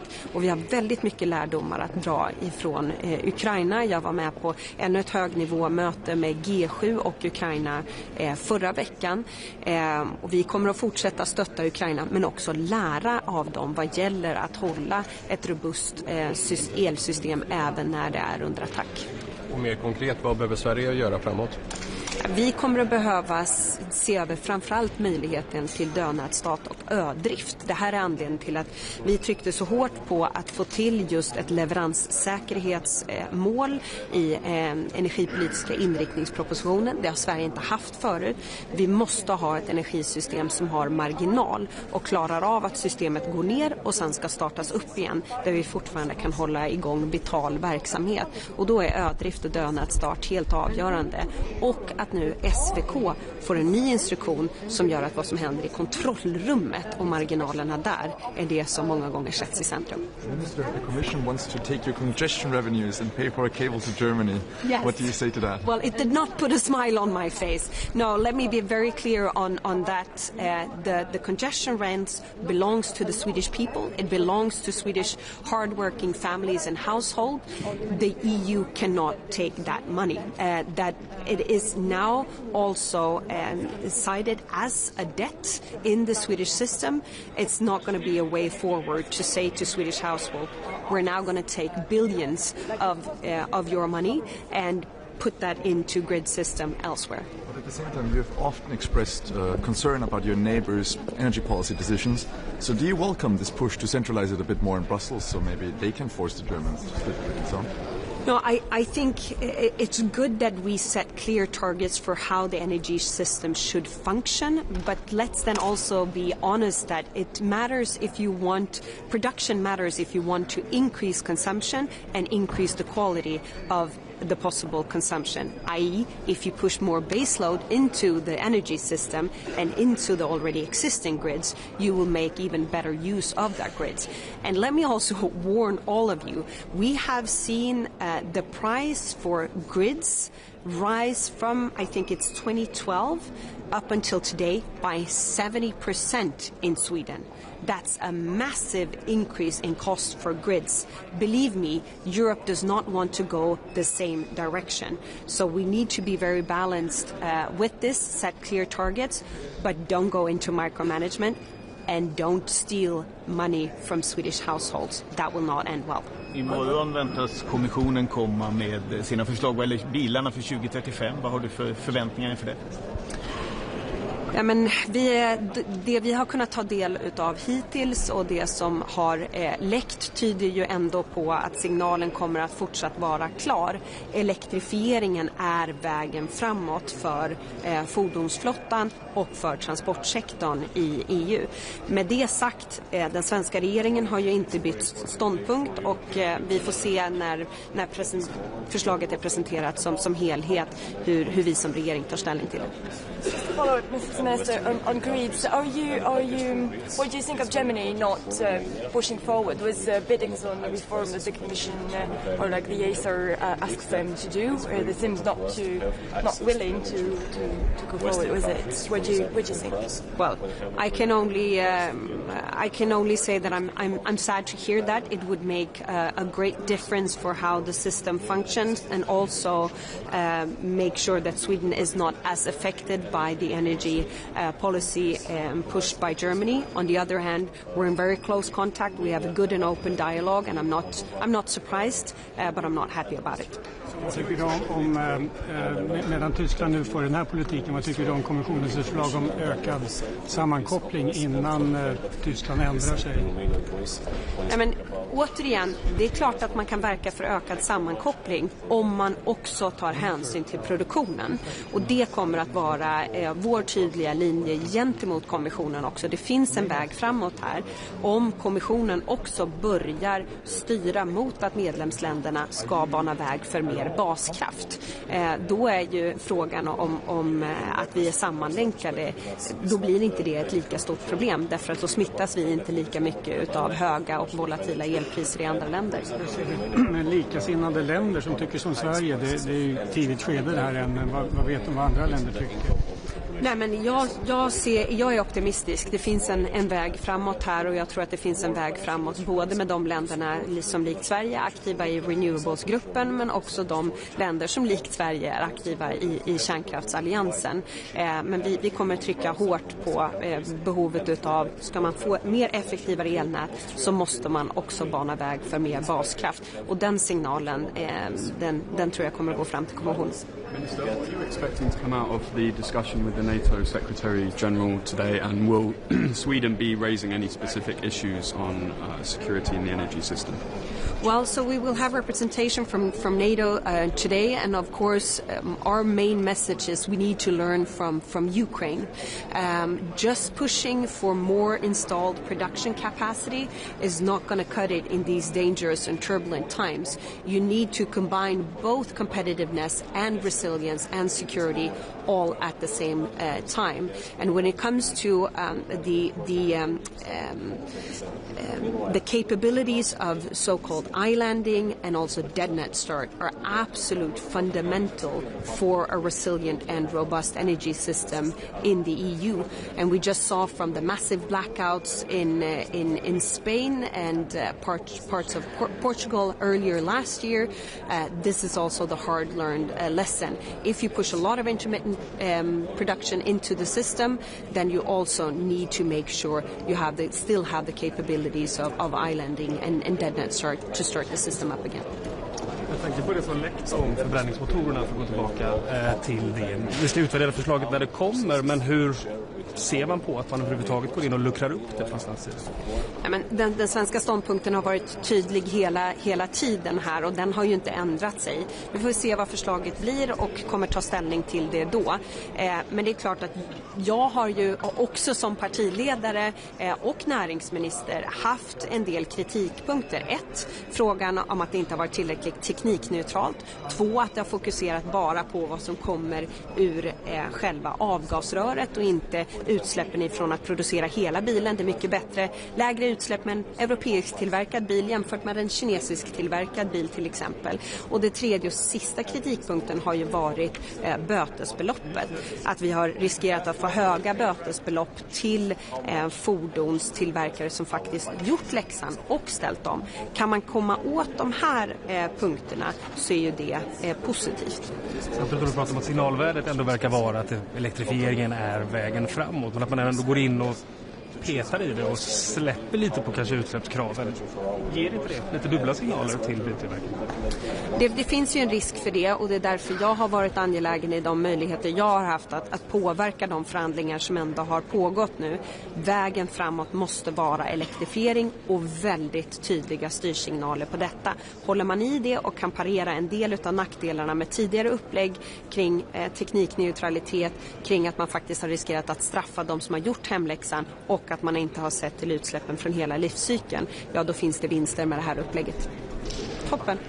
Vi hörs igen säkert.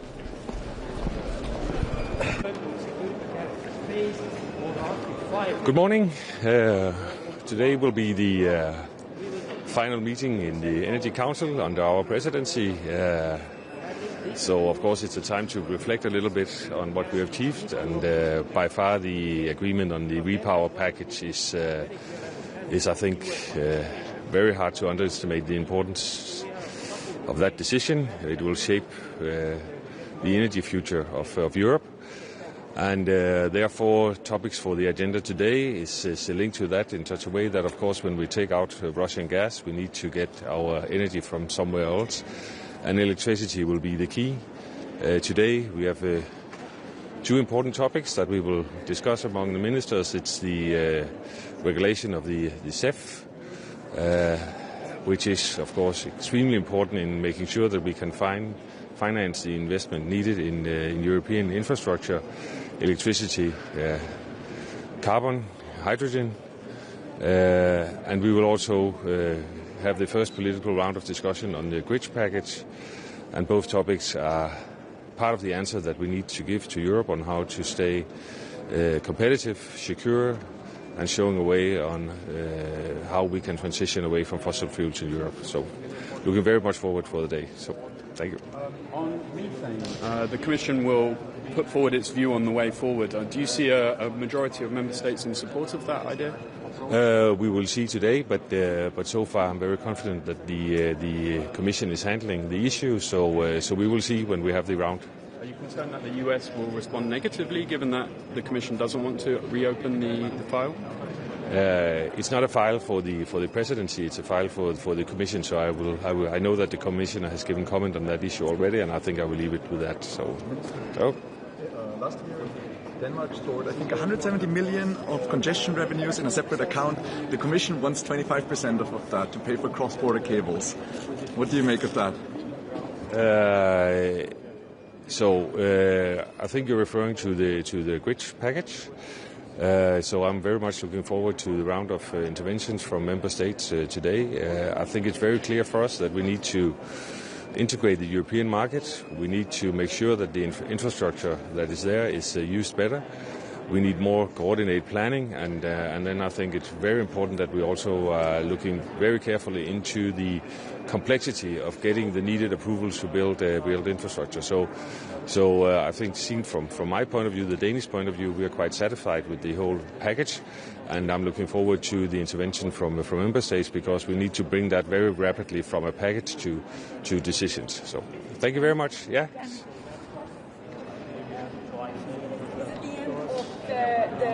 The competition between the pro-nuclear and the pro-renewable, did you manage to find a way to avoid this double alliance meeting? Thank you for that question. So I've been part of the council now for close to 3 years, and there is a tradition, just so everybody knows, that before the council meeting there are two separate meetings, Friends of Renewable and the Nuclear Alliance.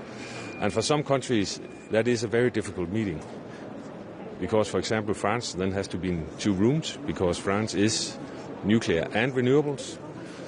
Hungary has to be in 2 rooms. Hungary is the country in Europe that has the largest amount of solar in their energy mix. So this difficulties for my colleagues, I thought, and as a Dane, I thought that this was a not very productive way of preparing ourselves for the meetings.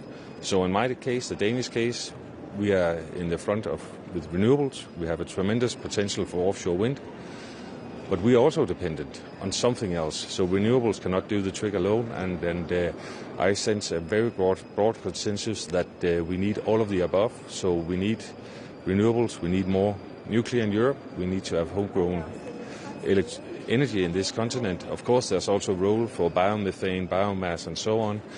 So it's not either or; it's a combination. So I thought it was a very good meeting today. I think it was taken very positive by most member countries, and I could see that the countries that normally feel themselves divided was quite pleased that they could be in one room instead of running between 2 rooms. So thank you very much.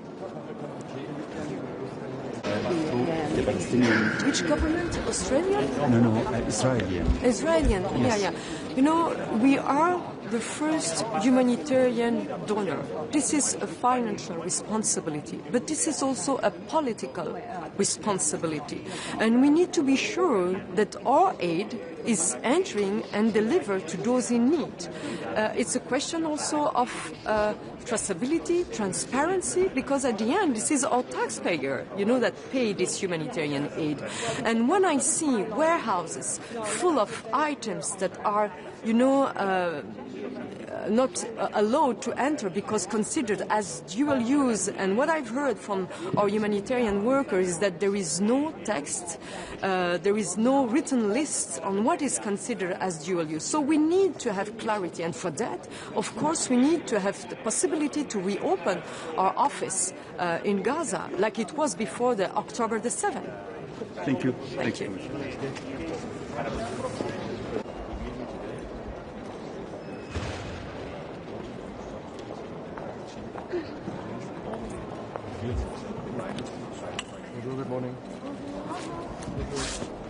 Bonjour.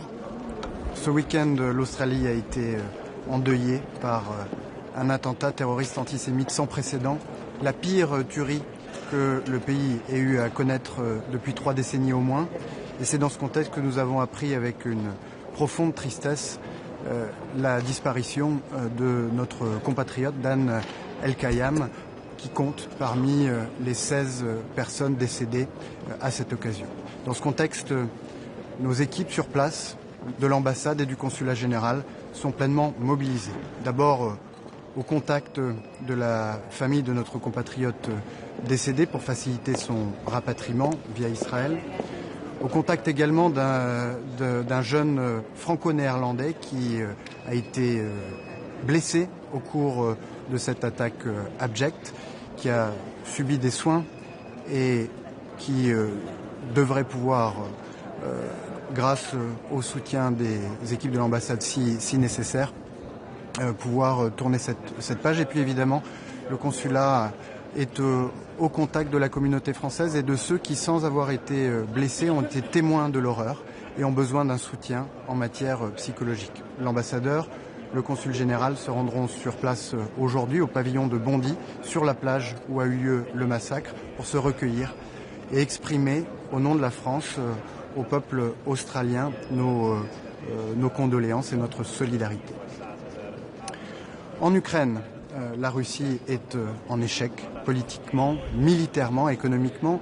La progression millimétrique sur le front se fait au prix de vies humaines innombrables, et c'est dans ce contexte que les discussions se poursuivent entre Ukrainiens, Européens et Américains aujourd'hui à Berlin. Et c'est dans ce contexte également que les Européens ont décidé de prendre leur destin en main, avec des décisions très significatives, à commencer par celle qui a été prise vendredi, consistant à priver la Russie de ses actifs russes placés en Europe aussi longtemps que nécessaire, jusqu'à ce que la Russie de Vladimir Poutine mette fin à sa guerre d'agression et verse des réparations à l'Ukraine. C'est une décision majeure puisque jusqu'à présent et depuis 2022, les actifs russes placés en Europe étaient immobilisés, mais cette immobilisation devait être renouvelée tous les 6 mois à l'unanimité des États membres. Désormais, ces sommes sont bloquées et ne pourront être déverrouillées que lorsque la guerre prendra fin et que des réparations auront été versées à l'Ukraine. Aujourd'hui, ici à Bruxelles, nous continuons à prendre des mesures de sanctions à l'encontre d'acteurs russes contribuant d'une manière ou d'une autre à cette guerre d'agression. D'abord avec 9 entités responsables du contournement de nos sanctions, ce que l'on appelle la flotte fantôme, notamment des compagnies maritimes qui travaillent pour ou en lien avec les 2 compagnies pétrolières Lukoil et Rosneft. Et puis des sanctions à l'encontre de 12 agents de la déstabilisation russe en Europe, 12 responsables des ingérences étrangères ou des ingérences numériques étrangères. Et je veux citer notamment les sanctions qui vont être décidées aujourd'hui à l'encontre de Xavier Moreau, ressortissant franco-russe basé en Russie, qui est un relais de la propagande du Kremlin en Europe, ou encore les sanctions qui cibleront John-Marc Dougan, responsable d'ingérence numérique en Europe, et en particulier l'un des artisans de cette campagne que les services français de Viginum ont dénoncé, Storm 1516, et qui a visé à plusieurs reprises le débat public français et européens. Et puis, dans quelques jours, d'ici la fin de semaine, lors du Conseil européen qui réunira les chefs d'État et de gouvernement des 27 États membres de l'Union européenne, une décision pourra être prise pour mettre l'Ukraine à l'abri de toute difficulté financière pour les 2 années qui viennent et la placer en position de force au moment où se déroulent les discussions devant mener à la paix. En tout cas, c'est ce que nous voulons et nous le constatons, l'Ukraine a montré sa disposition à avancer, à accélérer pour arriver jusqu'à la paix. Au Proche et au Moyen-Orient, nous terminons l'année 2025 dans une situation moins défavorable que la fin de l'année 2024. Cependant, la situation de la région reste fragile et c'est la raison pour laquelle l'Europe, dont le Proche et Moyen-Orient et le voisinage immédiat, doit se mobiliser. S'agissant de Gaza, j'ai proposé à la haute représentante que Steve Witkoff et Jared Kushner, les envoyés du président américain, puissent intervenir aujourd'hui devant les ministres des Affaires étrangères de l'Union européenne pour faire un point sur la mise en œuvre du plan de paix du président Trump que nous soutenons et auquel nous voulons contribuer. Au Liban, nos efforts conjoints avec les États-Unis et l'Arabie saoudite se poursuivent et ont conduit il y a quelques jours au premier dialogue en 40 ans entre des civils libanais et des civils israéliens dans le cadre de ce mécanisme de suivi du cessez-le-feu que nous avons conçu l'année dernière. Nous travaillons à la mise en place d'un second mécanisme qui, lui, aura vocation à faire le suivi du désarmement du Hezbollah, élément essentiel pour éviter l'escalade et garantir un chemin crédible vers une souveraineté pleine et entière du Liban. En Syrie, 1 an après la fin du régime sanguinaire de Bachar al-Assad, le pays a été marqué par l'assassinat de 2 militaires américains et d'un traducteur que nous avons condamné avec la plus grande fermeté et qui illustre le défi sécuritaire auquel est confrontée la transition que nous devons donc soutenir pour écarter le risque du terrorisme, de l'instabilité qui est toujours présent. Mais que les autorités syriennes travaillent à pouvoir contenir. J'en viens maintenant à la Chine où le président de la République était en déplacement il y a 10 jours, ce qui a été l'occasion d'échanges approfondis avec le président Xi et les autorités chinoises. Et j'ai sollicité de la part de la haute représentante un échange que nous aurons aujourd'hui pour partager le constat et les propositions. Le président de la République a proposé en Chine d'ouvrir une voie de rééquilibrage avec ce pays qui consiste pour l'Europe à accentuer ses efforts en matière de compétitivité, pour la Chine à stimuler sa demande intérieure et à réouvrir son marché, qui consiste pour l'Union européenne et la Chine à développer un agenda d'investissement croisé et de partenariat au bénéfice de ces 2 régions. Et je proposerai donc à mes collègues, à partir de cette perspective d'une voie de rééquilibrage, d'actualiser, si je puis dire, notre triptyque, le triptyque que nous avions défini en 2019, qui est un triptyque de constats pour définir la relation entre l'Union européenne et la Chine, constat que nous sommes à la fois concurrents, partenaires et rivaux systémiques, de passer d'un triptyque de constats à un triptyque d'action. Et l'action, elle tient en 3 mots, c'est se dérisquer, c'est dialoguer et dissuader. Se dérisquer d'abord en approfondissant la compétitivité du marché intérieur, en réindustrialisant l'Europe pour être moins dépendant des importations et être plus autonome sur le plan stratégique. Dialoguer ensuite, je le disais, pour établir des partenariats et des investissements croisés avec la Chine. Et puis dissuader lorsque les emplois ou les actifs industriels stratégiques sont en jeu. C'est ce que nous avons fait la semaine dernière, une nouvelle fois, en protégeant par des droits de 100% un secteur qui était menacé d'extinction en Europe, qui est celui de l'alumine fondu, avec une décision qui a été prise par les Européens et dont je me félicite. J'en viens maintenant à Haïti en me réjouissant que les propositions qui ont été faites par la France de sanctionner 4 figures politiques responsables d'un soutien politique, financier aux gangs qui aujourd'hui menacent la stabilité du pays et de la région et soient aujourd'hui adoptées. C'est la 3e fois que nous prenons des sanctions à l'encontre des responsables des violences aujourd'hui en Haïti et il me paraît essentiel de continuer à exercer cette pression car nous ne pouvons pas détourner le regard de la tragédie qui se déroule aujourd'hui en Haïti. Et puis je me réjouis aussi du débat qui se tiendra aujourd'hui au Parlement européen sur le narcotrafic en présence de la famille de Mehdi Kessassi qui a été assassiné il y a quelques semaines dans notre pays. Ce sera l'occasion de manifester une ambition non seulement française mais européenne d'éradiquer à la racine le fléau de la criminalité organisée et du narcotrafic. Dans le cadre de l'offensive menée par le président de la République, le Premier ministre et le gouvernement, j'ai présenté lors de la dernière réunion des ministres des Affaires étrangères européens un projet de régime de sanctions européen contre la criminalité organisée et le narcotrafic pour cibler les criminels qui sont réfugiés à l'étranger et qui sont responsables de trafic de drogue, de trafic d'êtres humains ou de trafic d'armes. J'ai constaté le soutien d'un grand nombre de pays et de la haute représentante et nous pouvons espérer disposer de ce nouveau levier de pression à l'encontre de ces criminels dans les premiers mois de l'année prochaine. Je vous remercie.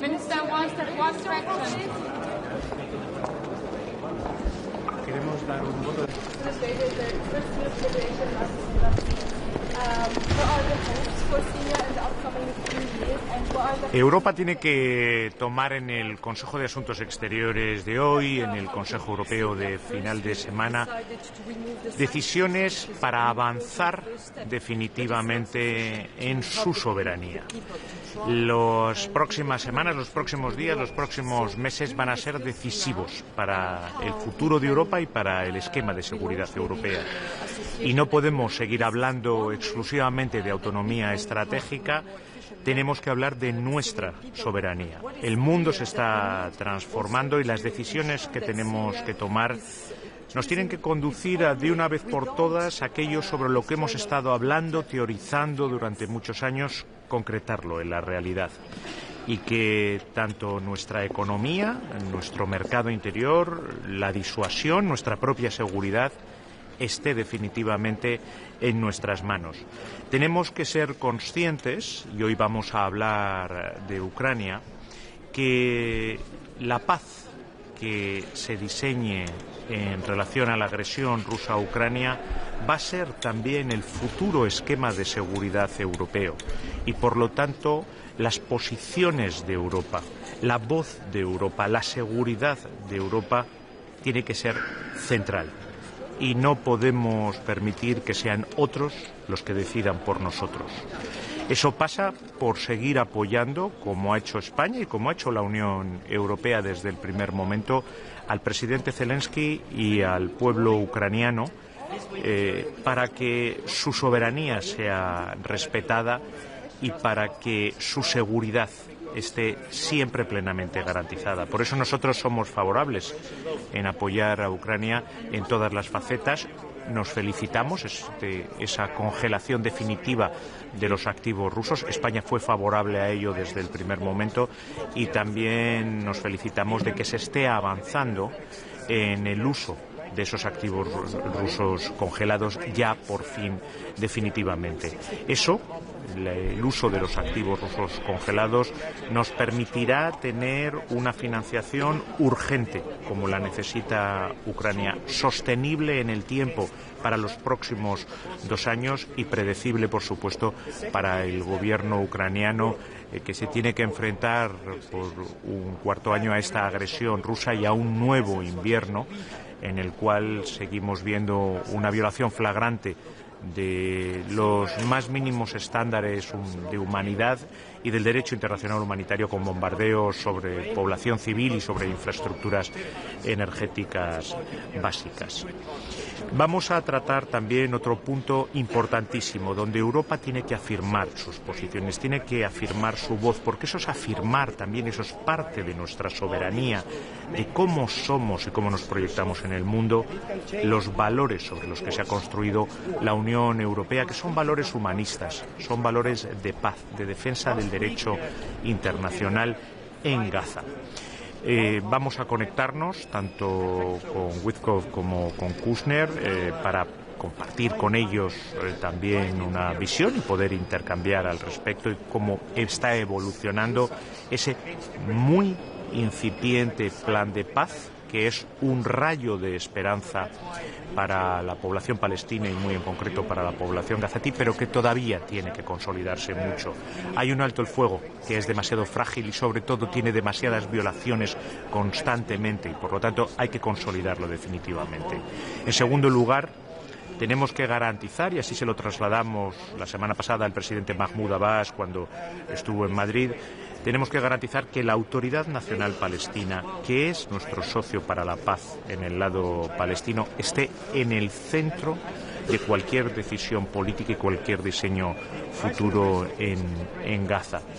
Y, en tercer lugar, tenemos que garantizar que todo lo que toque a la reconstrucción ayuda a unir Gaza y Cisjordania bajo la Autoridad Nacional Palestina y no lo divide todavía más. Tenemos que rechazar cualquier futura separación de Gaza y Cisjordania, mucho más una división incluso dentro de la propia Gaza.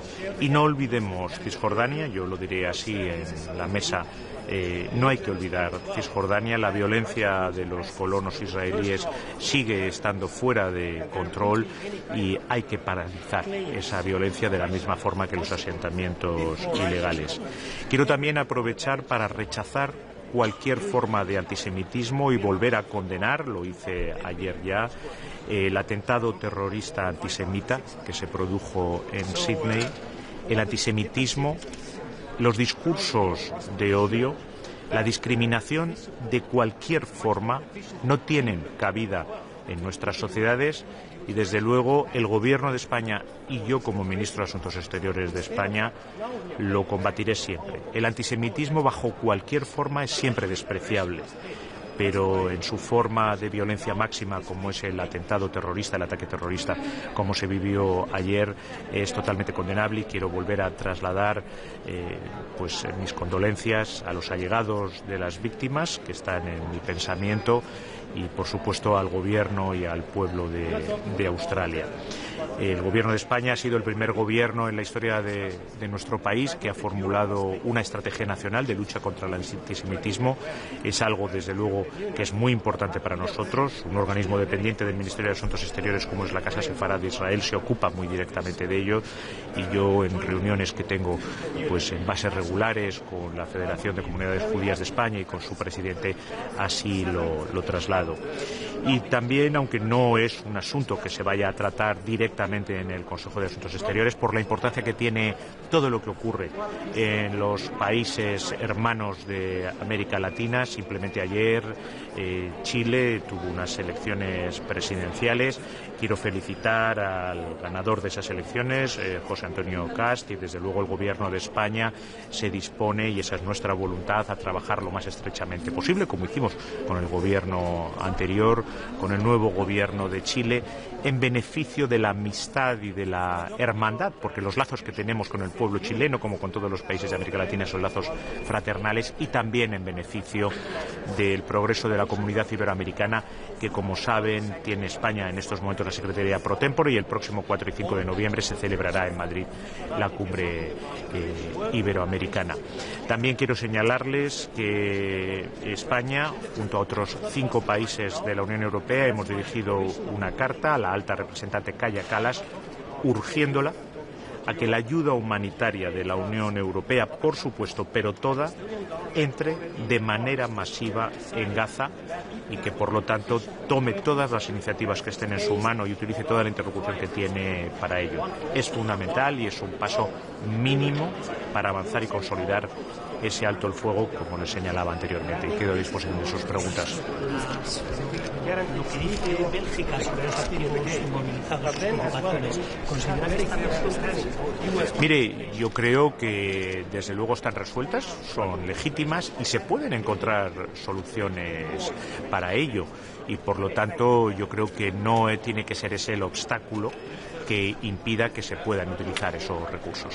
No solo Bélgica, también estamos viendo en las últimas horas como Malta, Bulgaria, más países, aparte de Bélgica, tienen dificultades con aceptar esta propuesta y están pidiendo por otras más realistas. ¿Es optimista de conseguir un acuerdo en la cumbre de esta semana? Yo creo que estamos avanzando, yo creo que nos podemos felicitar ya de que estén definitivamente congelados. Quiero recordar que la congelación de activos fue una decisión que tomamos los 27 conjuntamente, muy rápidamente. Si no recuerdo mal, no habían pasado prácticamente 48 horas desde el inicio de la invasión rusa y no planteó ningún problema a nadie. No veo por qué no podríamos encontrar una solución para avanzar en esa fórmula.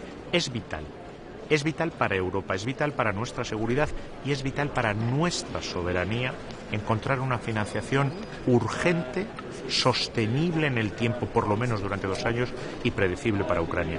Lo tenemos encima de la mesa, no deberíamos de desperdiciar esta oportunidad. Ministro, sobre las negociaciones en Ucrania, está ya poniendo sobre la mesa la cuestión de la OTAN, que Ucrania renuncie explícitamente a esto. ¿Cómo lo valora usted y no es en alguna manera saltarse un debate que debería someterse a los aliados de la OTAN? Mire, quién pertenece o quién puede ser parte de la OTAN es un debate que compete exclusivamente a la OTAN, a los aliados de la OTAN y a aquellos estados que deseen solicitarlo o no. Si el presidente Zelensky toma una decisión soberana como presidente legítimamente elegido por parte de Ucrania, yo lo respetaré de la misma forma que cualquier decisión de entrada o no es una decisión que compete exclusivamente a los aliados. ¿Lo tomaría obligado por Estados Unidos o en este contexto, quiero decir? Dejemos que el presidente Zelensky hable por el gobierno de Ucrania. Nadie tiene que sustituirse a él. Minister, do you think that Ukraine is now closer to peace than in 4 years before that? And is it possible to reach any kind of deal by the end of this year? What is your I think that Ukraine and certainly European Union and the Spanish government has always been ready for peace. If it was to Ukraine, to President Zelensky, to the people of Ukraine, or to the Spanish government or the EU, this war would have never started. Let's not forget, at these very crucial and decisive days, that the one that started this war, the aggressor, the very first day and right now, as the minute we are speaking, is only one. It's Russia. So I hope that there will be peace. I've been hoping for it since the very first day of the aggression, but I hope as well that it's a just, a lasting peace, that this is not just a parenthesis between two wars. And let's not forget one thing. Wherever peace comes out of the aggression, the Russian aggression to Ukraine, will define also the European security scheme for the future. It's our sovereignty, the sovereignty of Europe, that is also at stake. That's why it's very important that our position and our voice, it's at the center of the table. Muchas gracias.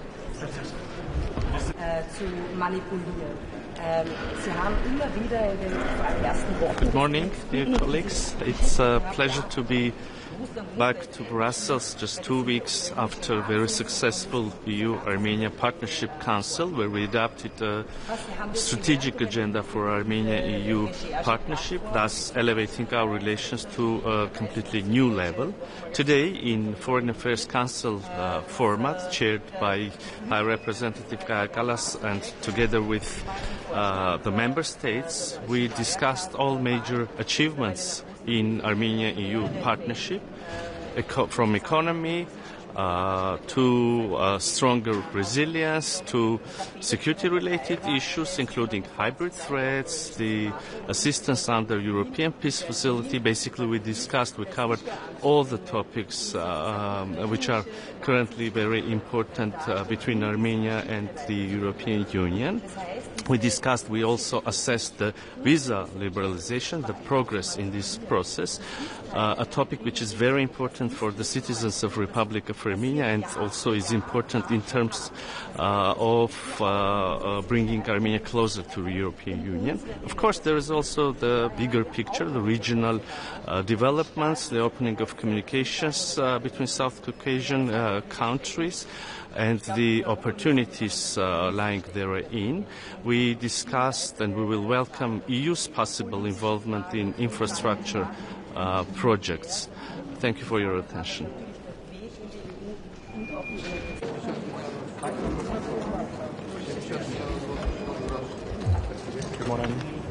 Good morning. This week is very important for Europe, for Ukraine, and I do hope for the just and lasting peace as well, because Europe must make a decision about reparation loan, which will be used using the Russian frozen assets. And it's of course very important to give Ukraine the financial support, altogether 210 billion, but within the next 2 years 90 billion. It's lots of money. Ukraine needs for the next year like 60 billion, and half of this money they have already. So you can imagine how strong financial support it will be, and it will give as well for Ukraine stronger position against Russia aggression, but also during the negotiations.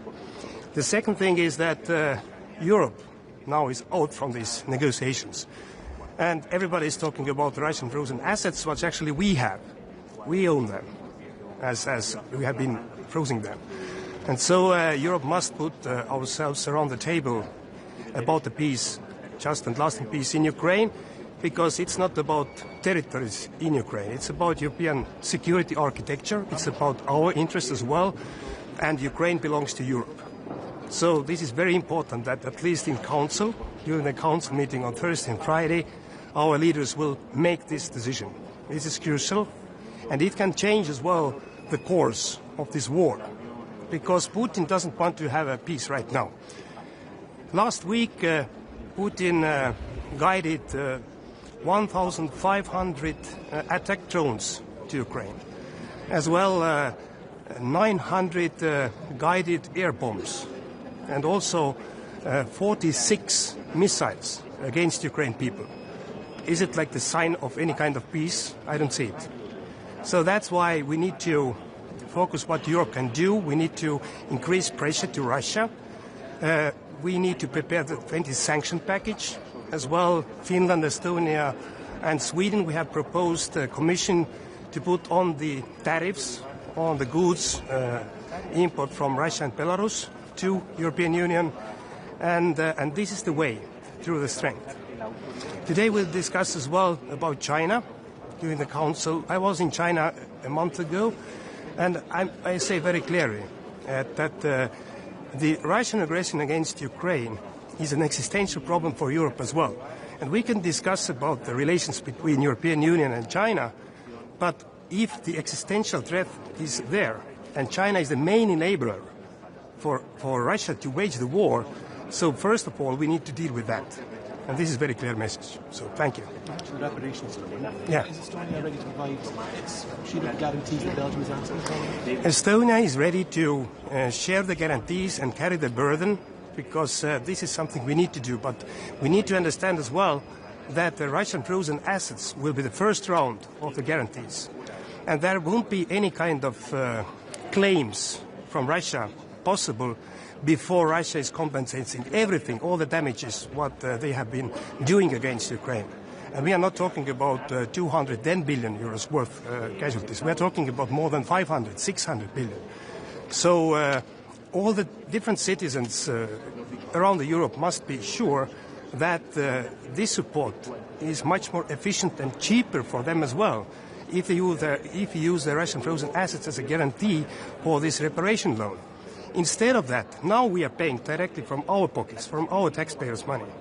But actually, aggressor must pay. And that's why it is very crucial now, this week, to make a decision. Regarding the... Yeah, please. Regarding the EU membership of Ukraine, what do you think? Is it realistic for Ukraine to join the EU by 2027? And are you in favor of it? You are talking about what Special Envoy Witkov has been discussing. So I think that Europe must make these kind of decisions, who is joining and when to European Union. But we are very great supporter of Ukraine, Moldova and the other countries joining the European Union as soon as possible. I will be very happy if it happens for the 1st of January 27, but now we need to first open the first cluster, and we are not able to do it. This is a big problem, so we are focusing on that as well today. Part of the peace deal in the Ukraine society. Sorry? Today there are talks in Berlin, and especially of existing. So yesterday Zelensky said that he can go back and he doesn't really support the NATO. Ukraine doesn't need NATO, but he needs good security guarantees. What can you give as security guarantees to Ukraine? If we're talking about institution as European Union is, so the membership is one thing. The Russian frozen assets reparation loan is the other thing, as well as sanctions and everything what we are able to lift and put on the Russia. But if you're talking about really working and efficient security guarantees, is the full membership of NATO to Ukraine in the future. It is not possible right now, but that's why the coalition of the willing is very important. And I'm not talking about European Union, I'm talking about Europe, I'm talking about UK, France and other countries. And the Estonian government already March this year decided that if there will be efficient and working security guarantees based on the Article 5 principle, one for all for one, boots on the ground, we will participate. We will send our troops in together with all the other allies. And I think this is the most efficient and working security guarantees if Europe is putting their skin in the game. But then as well we need to have very clear understanding about US participation, what it will be. So we are lacking information about that, and I do hope to get more information today. Okay, thank you.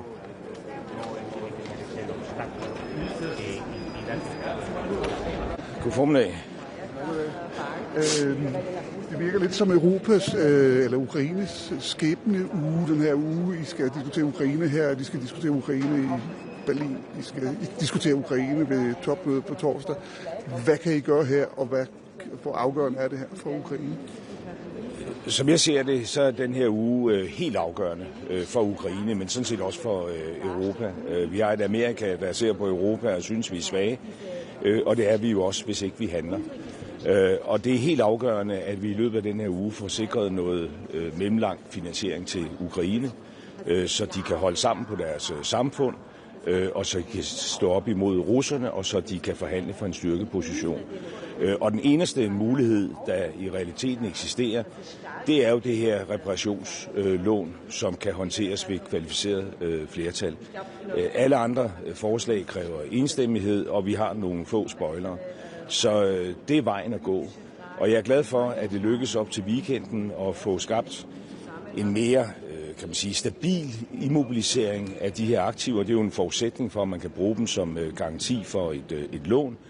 Nu er det så helt afgørende, at der bliver truffet en beslutning. Det bliver jo ikke i dag, men det skal ske, når der er møde i det europæiske råd senere på denne uge. For ellers efterlader vi Ukraine et rigtig, rigtig dårligt sted, og vi får desværre også vist til omverdenen, at der i så fald ville være lidt hold i den karakteristik, som amerikanerne på det sidste har sat på Europa. Hvordan ser du på udsigterne for en fredsaftale og sikkerhedsgarantier for Ukraine, noget som er holdbart? Vi har fortsat ikke nogen læsning af en Putin, der vil den her fred. Men en ivrig deltager i det her diplomati og i hele det her spil over Atlanten, som efter vores mening jo altså hviler på et falsk grundlag, hvis ellers vi kan få truffet de nødvendige beslutninger. Altså den russiske økonomi er svag, de russiske tabstal er enormt store, og det er rigtigt, at Ukraine er presset på slagmarken, men det er altså også med store russiske tab som følge. Og derfor er det helt afgørende, at vi i den her kritiske fase, efter at have støttet Ukraine, så uniformt gennem meget lang tid, nu ikke pludselig begynder at ryste på hånden, men sikrer, at Ukraine får finansiering, både til at holde deres samfund kørende, men også deres modstandskraft intakt. Så det er en skæbnestime for Ukraine, men altså også for Europa. Er det også en uge, hvor Europa kan vise amerikanerne, at Europa er stærkt og ikke svagt, som Trump karakteriserer Europa som? Jeg synes jo, det er en uge, hvor vi ikke kan skjule sandheden. Altså enten så viser vi en stærk hånd, det har vi alle muligheder for. Før weekend fik vi truffet den her beslutning, der sikrer en mere stabil immobilisering af de russiske aktiver, sådan at det ikke er hver 6. måned, man skal tage stilling til det her. Og det er jo forudsætning for, at man kan give et langfristet lån med garanti i det. Nu mangler vi bare den sidste beslutning. Det kan lade sig gøre. Og træffer vi den, så stiller vi Ukraine et godt sted, og vi får også vist omverdenen, at Europa er en stærk geopolitisk spiller. Men spejlbilledet på det, hvis ikke vi træffer de her beslutninger, det er jo også at vise, at vi ikke er så stærke, som jeg synes, vi skulle være. Så det er på alle måder en skæbneuge, ikke bare for Ukraine, men også for Europa. Skal vi træffe den her beslutning med kvalificeret flertal om nødvendigt, altså køre Belgien over, trods den modstand, vi har, og trods at pengene er indført til Belgien? At træffe med kvalificeret beslutning er jo ikke det samme som at køre Belgien over. Men vi har jo nogle lande, som helt åbenlyst har sagt, at de ikke vil indgå i de her løsninger. Det gælder Ungarn, det gælder Slovakiet, og det er vi nødt til at se bort fra. Så er det klart, at Belgien er i en særlig situation. Det er jo der, midlerne er indfrosset, og derfor er det selvfølgelig også vigtigt, at vi strækker os langt i forhold til at give belgierne den tryghed og den sikkerhed, der skal til. Det er vi også fuldstændig indstillet på. Men altså, det siger sig selv, at løsninger, der hviler på enstemmighed, de lader sig desværre ikke gøre. Og derfor er det vores vurdering, og som formandskabsland, at den eneste vej frem, det er at finde en løsning med afsæt i de immobiliserede, altså de frosne russiske aktiver. Og det kan lade sig gøre. Og der blev taget et vigtigt skridt før weekenden, ved at vi nu ikke her fremover ved 6. måned skal tage stilling til, har vi stadigvæk jurisdiktion over de her midler. Det er blevet mere stabilt, og dermed er der jo en vigtig forudsætning, der er faldet på plads. Men der udstår den sidste svære beslutning. Den kan vi jo ikke træffe her i dag. Den skal træffes på stats- og regeringslederniveau senere på ugen. Men den skal også træffes der. Fordi det er forudsætning for, at vi giver Ukraine styrkeposition. Det er jo også forudsætning for, at Europa kan vise omverdenen herunder Det Hvide Hus, at Europa er nogen, man ikke kan komme udenom. Men hvis man fastholder sin modstand, skal den beslutning så stadigvæk træffes? Jeg har sagt meget klart her, hvordan vi ser på den her sag, og det bliver ikke bedre af, at jeg står og repeterer det. Det er en skæbnestund for Europa, og der skal træffes en beslutning. Det er jo også på andre fronter en vigtig uge for Europa. Vi har en Mercosur-aftale, som er klar, som jeg håber, at kommissionens præsident kan tage til Brasilien og underskrive på lørdag. Det kræver, at vi også kommer på plads med det. Der udstår nogle ting i parlamentet. Det synes jeg tegner fornuftigt. Vi arbejder benhårdt på at få trilogforhandlinger afsluttet, sådan at der også her er skabt et fundament for, at Europa kan beslutte sig for den her aftale, der har været undervejs i 25 år. Og i en situation, hvor vores venner i USA altså ikke vil have helt den samme handelsrelation til os, som de har haft tidligere, så skal vi ud og søge nye markeder. Og her er der et åbent vindue, og sørger vi ikke for at springe ud af det, så efterlader vi også den del af verden til andre, og i det her tilfælde jo altså kineserne. Så også her er der brug for, at Europa træder karakter. Mr. Minister, question in English, please. Yes, Terry Schultz with DW, thank you very much. Yes. Is it acceptable to you that Ukraine may be pressured to drop its eventual ambitions to join NATO? And is there any way that European countries can fill that security gap, can help make Ukraine secure for the long term without possibly NATO membership? I think we have to listen to President Zelensky himself. And if he's ready to compromise on the NATO question, I will not be the one, standing up for that. But of course, it goes without saying that if NATO is not the solution, then we need other kind of security guarantees, exactly as strong as an Article 5 guarantee. The most important thing on our agenda today is to ensure that we can finance Ukraine in a midterm perspective. I think it's crunch time for Europe and Ukraine. We have been discussing this for quite a while. In the lead up to last weekend, we took a very important decision about stabilizing the mobilization of the Russian assets. It's a precondition for the next step, which is a reparation loan, and we must take that decision within the end of this week to secure that Ukraine is in a position to continue its freedom fight, but also to uphold, the whole society, but also in order to show the rest of the world that Europe is a strong player. Otherwise, we will give in to the impression pictured or painted by the American president that Europe is weak. Thank you.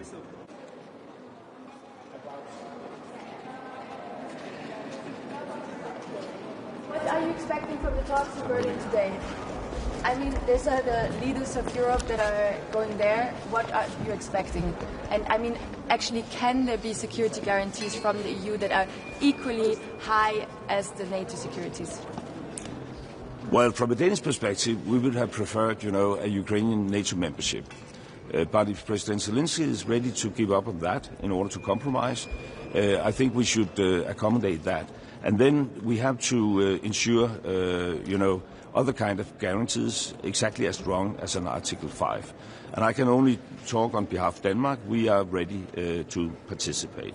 I think on today's agenda, the most important thing is to continue the discussion about how to finance Ukraine in a midterm perspective in order to give them a position of strength and in order to secure that they can uphold their own society. We took a very important decision in the lead up to the weekend by stabilizing the immobilization of the Russian asset. And before the end of this week, we need to take the final step. I would say it's crunch time for Europe and Ukraine. We need to take this decision in order to secure the Ukrainian economy, but also in order to send a signal to the rest of the world, which will include the White House in DC, that Europe is a strong geopolitical player. If we don't do that, I mean, we will give in on the new picture painted by him that Europe is weak. Thank you.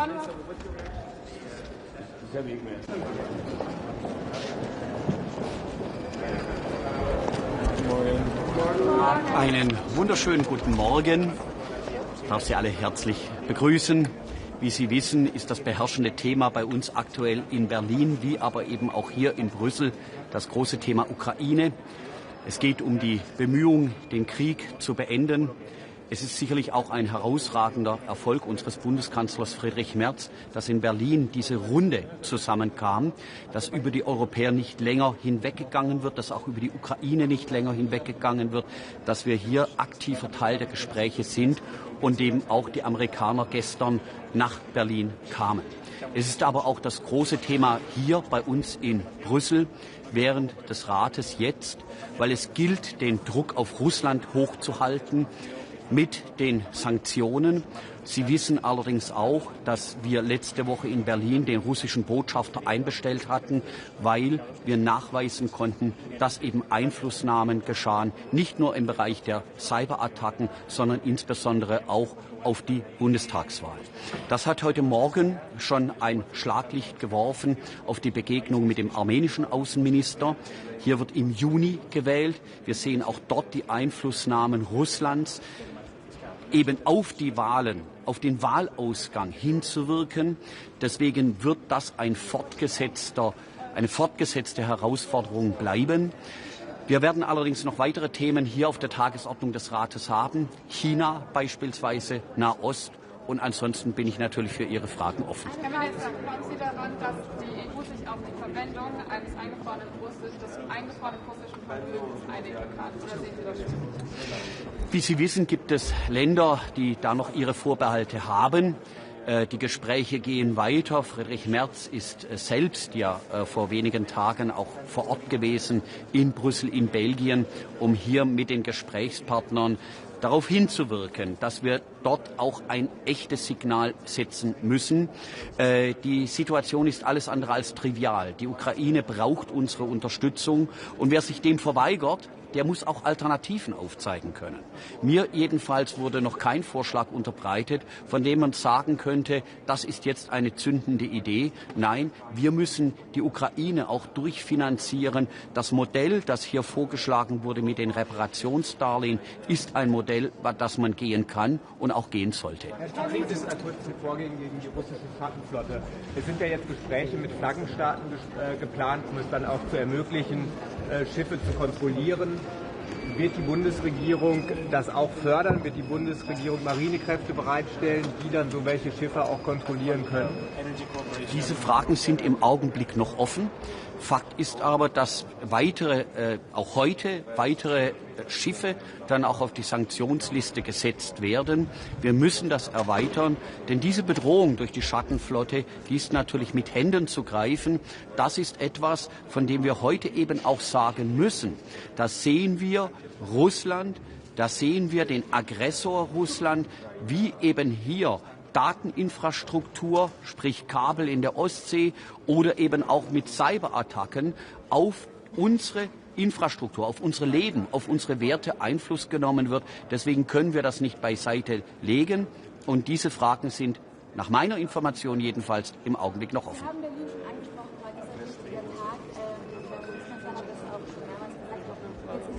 Dass die Security Guarantees von Glasbelastung also Zelensky hat gesagt, er würde sich überlegen, eventuell nicht der NATO beizutreten, als Forderung nicht aufzustellen. Die Frage jetzt, was genau können die Europäer für Security Guarantees geben, wenn die ähnlich stark sein sollen wie der NATO-Beitritt? Sie haben schon richtigerweise darauf hingewiesen, Zelensky hat das in den Raum gestellt. Allerdings sage ich auch, mit einem EU-Beitritt gilt der 42.7. Das heißt, auch dort gibt es eine Beistandsklausel und das lenkt natürlich auf den Blick auf die Sicherheit. Streng genommen braucht die Ukraine nicht eine irgendwie geartete Form von Frieden, sondern die Ukraine braucht Sicherheit. Das ist ein gewaltiger Unterschied. Darum geht es jetzt. Das heißt, ohne Sicherheit ist auch ein Frieden nicht möglich. Beides muss am Ende des Tages zusammengebracht werden. Noch eine Frage bezüglich des Darlehens.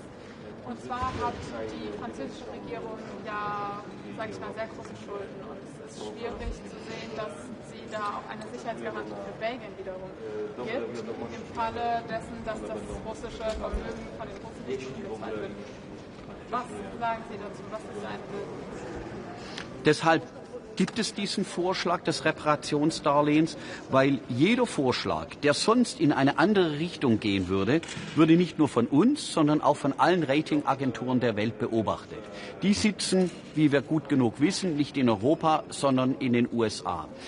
Ein jedes Land, das sich jetzt diesem Vorschlag der Reparationsdarlehen verweigert, muss auch wissen, dass es negative Auswirkungen auf die jeweilige Bonität und damit negative Auswirkungen auf die Refinanzierung eines Staates haben dürfte. Denn die Zinsen würden dann nach oben gehen und damit beißt sich dann die Katze in den Schwanz, wenn tatsächlich hier nationale Mitgliedstaaten Haushaltseinsparungen durchführen, die aber auf der anderen Seite durch höhere Zinsen bei der Refinanzierung eines Staates wieder aufgefressen werden. Herzlichen Dank.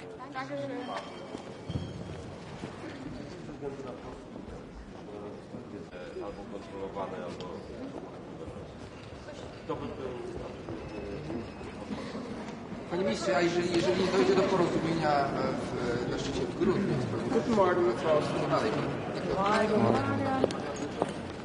Ja, ein wichtiger Tag heute, allerdings nicht nur hier in Brüssel, sondern vor allem auch in Berlin, wo ja heute in einem wahren Verhandlungsmarathon auch europäische Leader zusammentreffen werden mit den amerikanischen Verhandlern und mit dem ukrainischen Verhandlungsteam rund um Präsident Zelensky. Ich finde das gut. Ich halte diese Dynamik im diplomatischen Prozess, um Frieden zu schaffen, für sehr, sehr notwendig und richtig und wichtig. Auch das Stärken der westlichen Achse, weil, und das ist der entscheidende Punkt, es kann halt passieren, dass man die Rechnung ohne den Wirten macht, nämlich ein Stück weit ohne Russland. Bis jetzt haben wir noch keinerlei Anzeichen gesehen, dass Russland ernsthaft einen Frieden möchte, ernsthaft auch bereit ist zu verhandeln. Und deshalb wird es jetzt heute hier in Brüssel schon auch wieder darum gehen, weiter den Druck auf Russland zu erhöhen, damit Russland gezwungen ist, an den Verhandlungstisch zu kommen. Aber wie gesagt, diesen Prozess halte ich für richtig. Und ich würde gerne an der Stelle etwas sagen, weil immer wieder von manchen, von Ungarn, aber bei uns auch von der FPÖ, so dieses Bild gezeichnet wird, die kriegstreiberische Europäische Union versus die Friedenstauben, die da in Ungarn sitzen, oder die FPÖ oder die AfD. Ich halte das für grotesk und absurd. Und ich sage das gerne auch, warum? Weil wir ja sehen, dass ein Frieden nur dann möglich ist, wenn der Aggressor entsprechenden Druck verspürt, dass es sich nicht auszahlt. Alle sind bereit zu Frieden. Alle sind bereit bereit zu verhandeln. Alle sind bereit, sich zusammenzusetzen auf einem Verhandlungstisch und diesen Krieg zu beenden, das Töten zu beenden. Nur einer nicht, Wladimir Putin und sein Russland. Das heißt, ich lasse mir das auch nicht länger gefallen. Wir müssen Stärke beweisen, Einigkeit beweisen, den Druck hochhalten auf Russland, damit wir einen Frieden schaffen. Damit wir diesen Frieden schaffen, braucht es weitere Sanktionen. Und ein wesentlicher Baustein darin ist auch die Frage, wie wir mit dem eingefrorenen Vermögen, russischen Vermögen umgehen. Ich hoffe sehr, dass wir die Woche eine Einigung bekommen werden, auch zur finanziellen Unterstützung der Ukraine. Ich kann Ihnen meinen Zugang sagen, den sage ich seit Monaten. Ich glaube, es ist erstens einmal den europäischen Steuerzahlern nicht zu erklären, dass sie für alles aufkommen müssen, was die Unterstützung der Ukraine angeht. Daher finde ich das Prinzip richtig und wichtig, den Aggressor zahlen zu lassen. Das halte ich für einen ganz wichtigen Punkt darin. Und der zweite wichtige Punkt ist natürlich auch, dass durch diese dauerhafte Einfrieren der Vermögen, es ist keine Konfiskation, aber ein Einfrieren, auch sichergestellt ist, dass wir einen Hebel haben in Verhandlungen mit Russland. Das heißt, das stärkt uns. Ich hoffe auf eine Einigkeit hier in den kommenden Tagen. Das hielte ich für sehr, sehr wichtig. Vielleicht ein Punkt auch zum Nahen Osten, weil das heute auch ein Thema wird und ich weiß jetzt nicht, ob das noch immer aktuell ist. Es war ja gestern am Abend auch die Rede davon, dass Witkoff und Kushner zugeschaltet werden zu diesem Punkt. Ich glaube, es ist wichtig, dass wir hier als Europäische Union in der Unterstützung des Friedensplans jetzt eine Geschlossenheit zeigen und auch Entschlossenheit zeigen. Das betrifft die Anpassung der Formate, also der Mandate, der polizeilichen Mission, der zivilen Mission, aber auch als größte Donorgruppe, die mit Abstand Region der Welt, die am stärksten humanitäre Hilfe gewährleistet hat, jetzt wirklich sicherstellen, dass dieser politische Prozess vorangetrieben wird. Was tun wir als Österreich?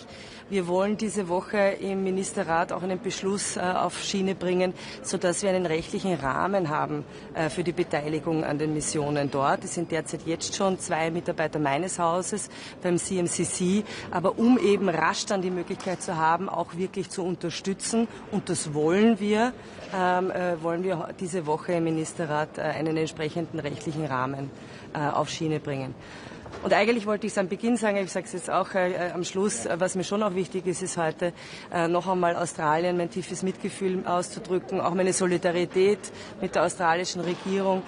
Dieser barbarische Terrorangriff auf eine Chanukka-Feier am Bondi Beach in Sydney ist inakzeptabel und es zeigt einmal mehr, dass wir hier auch als westliche Demokratien, als offene Gesellschaften entschlossen Antisemitismus bekämpfen müssen, noch viel, viel stärker, als wir das bis jetzt gemacht haben.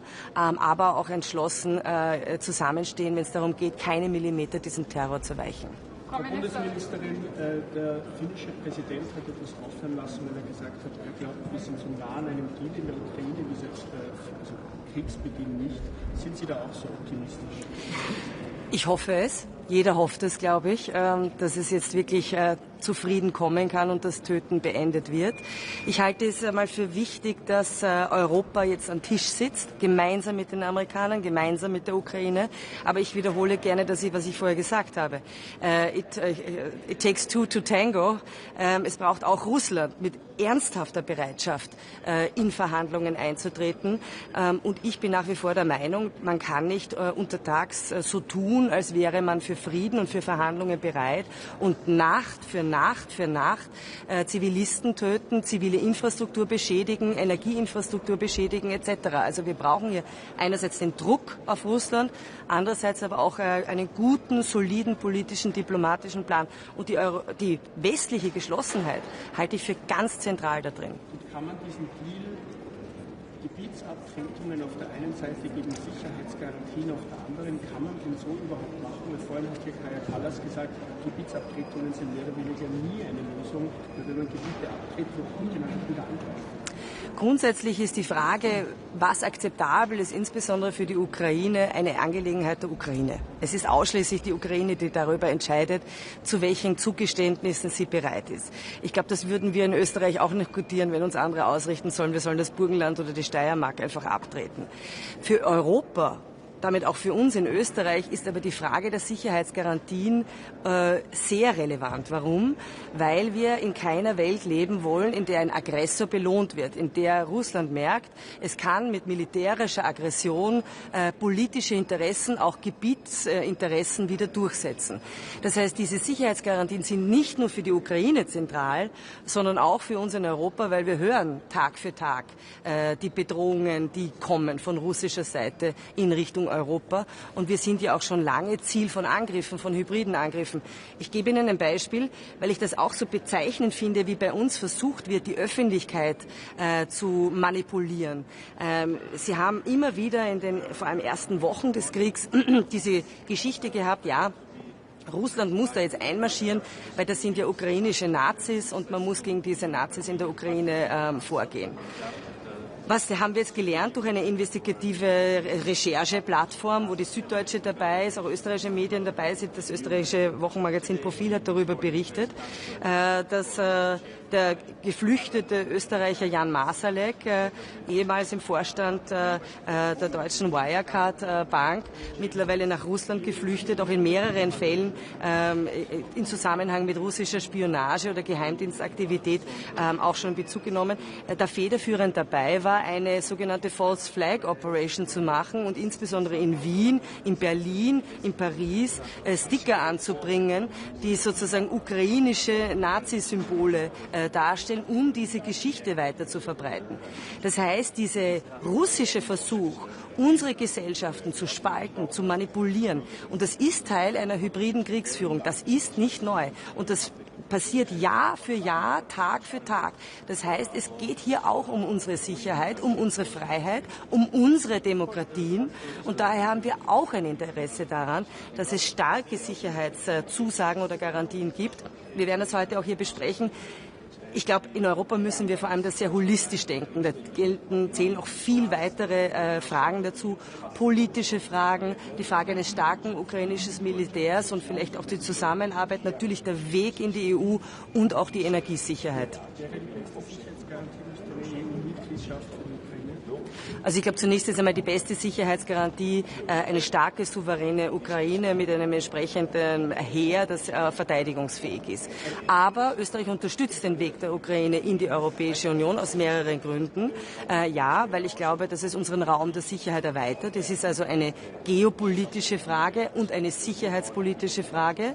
Aber auch, weil Österreich einer der größten Investoren war vor dem Krieg, auch nach wie vor viele österreichische Unternehmen in der Ukraine tätig sind, wir auch ganz aktiv beim Wiederaufbau helfen wollen. Das heißt, der Reformprozess, den die Ukraine ja machen muss, auf diesem Weg in die Europäische Union. Und da kann man sehr klar sagen, da geht es vor allem auch um Rechtsstaatlichkeit und Kampf gegen Korruption, sind für uns in Österreich auch ganz zentral. Daher ja, ganz klares Bekenntnis zum Weg der Ukraine in die Europäische Union. Was passiert, also wie schätzen Sie das ein, wird dieser Kritik an die Ukraine kommen auf Basis der Russian Social Assets und was passiert vor allem, wenn er nicht kommt? Also es sind mehrere Optionen am Tisch gelegen.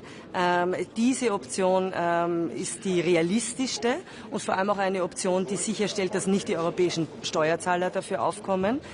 Ich halte das für gut. Ich verstehe die Bedenken, die aber eher politischer Natur sind meines Erachtens als wirtschaftlicher Natur. Und daher appelliere ich, das ist jetzt eine Chance, eine Entschlossenheit zu zeigen, eine Geschlossenheit zu zeigen, auch dass wir uns nicht weiter lähmen lassen von denen, die die ganze Zeit Putins Geschäft in Europa machen, wie zum Beispiel Ungarn, und diesen Weg vorangehen. Wir konfiszieren kein Vermögen, es ist eingefroren, aber auf dieser Basis können wir die Ukraine unterstützen und das halte ich für wichtig und richtig. Da in einer Extended Version geht es ja auch darum, dass man sich einschränkt von patriotischen Parteien, unter anderem viele herausgestellt, auch Österreich. Was sagen Sie dazu? Kann die USA da überhaupt noch ein Partner sein? Also zunächst möchte ich betonen, dass auch die amerikanischen Behörden, auch die amerikanische Botschaft in Wien uns mehrfach versichert hat, dass es keine Langversion gibt der amerikanischen nationalen Sicherheitsstrategie. Also diese Information ist nicht bestätigt worden. Ich kenne das auch nur aus den Medieninformationen. Vielleicht einmal zur nationalen Sicherheitsstrategie der USA. Ich persönlich bin nicht überrascht. Wer Trump 1 sozusagen erlebt hat und damit auch gehört hat, die Botschaften, die er sendet, nämlich Europa muss sich eigenständig um seine Angelegenheiten kümmern und dafür Sorge tragen, dass es verteidigungsfähig ist. Es können nicht immer die Amerikaner für den Schutz Europas Gewährleistung geben. Da war er sehr klar darin. Vieles gefällt mir auch nicht. Ich halte es auch für unzulässig. Weder sind wir derzeit im wirtschaftlichen Niedergang, noch sehe ich irgendeine Gefahr, dass unser europäisches Lebensmodell, und das ist das Beste der Welt, mit Demokratie, offener Gesellschaft, Rechtsstaatlichkeit, ja, und aber auch Wettbewerbsfähigkeit und starken Marktwirtschaften in irgendeiner Weise gefährdet ist, und da werden wir auch nicht weichen. Aber es ist keine Überraschung. Europa muss sich auf die eigenen Füße stellen. Ich sage das schon sehr lange, meine Partei sagt das schon sehr lange in Richtung auch einer europäischen Verteidigungsunion. Aber ein wesentlicher Aspekt ist natürlich auch die Stärkung der Wettbewerbsfähigkeit, die Vollendung des Binnenmarkts. Also alles, was uns in dieser Welt wirtschaftlich stärker werden lässt, wieder wirtschaftlich stärker werden lässt, begrüße ich, halte ich auch für wichtig. Zu der Frage vielleicht, und dann gehe ich jetzt weniger noch zu den Amerikanern, sondern blicke auf die Nationalisten und Populisten in unseren Ländern. Nun, ich würde sagen, die Maske ist gefallen. Sie müssen sich die Frage gefallen lassen, ob sie eigentlich die Interessen Europas vertreten, ob sie eigentlich die Interessen Österreichs vertreten, ob sie wirklich sich den Titel Patrioten anheften lassen dürfen. Ich meine nicht, weil wenn man eigentlich gemeinsame Sache machen möchte mit all denen, die rund um Europa herum nur ein Ziel haben, nämlich die EU zu zerstören, damit die EU zu schwächen, uns schwach zu halten, uns klein zu halten, damit man dann sein machtpolitisches, geopolitisches Spiel weiterspielen kann, dann kann man sich nicht Patriot nennen. Und das ist jetzt eine ganz klare Botschaft in Richtung der FPÖ. Das ist nicht Patriotismus, das ist alles andere als Patriotismus. Ich würde mal sagen, das verrät unsere Werte, unsere Freiheit, unsere Demokratien, aber die Maske ist gefallen. Danke sehr.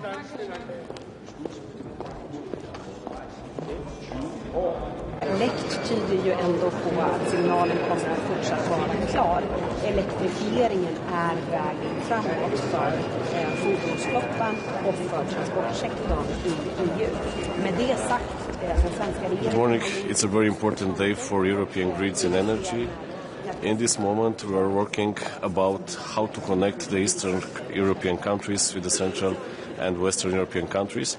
And the package for grids is very important for Romania, a country with one of the highest prices of energy from the entire European Union.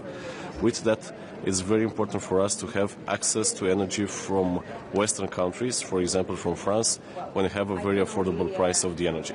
So when we speak about the entire energy security of Europe, the Romanian energy security is a crucial point, including the vertical corridor with energy from USA, from Greece, from Isopoulos port to Bulgaria, to Romania, and after that to Ukraine, Moldova, Hungary and Austria.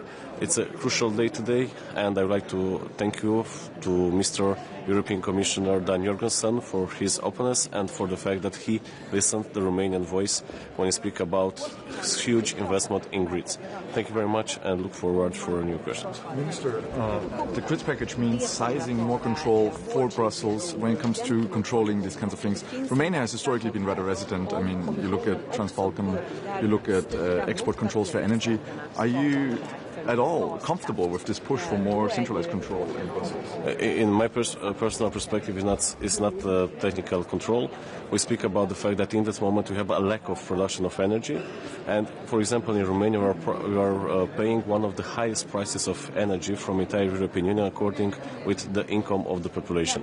So according with that, we need to produce more energy, and for that we need more financial instruments to support the production of energy from nuclear, for example, from renewables and for storage. And most important, to have the opportunity to buy cheap energy from France and from Western countries. And for that, we don't have the interconnection between Austria, Hungary and Romania.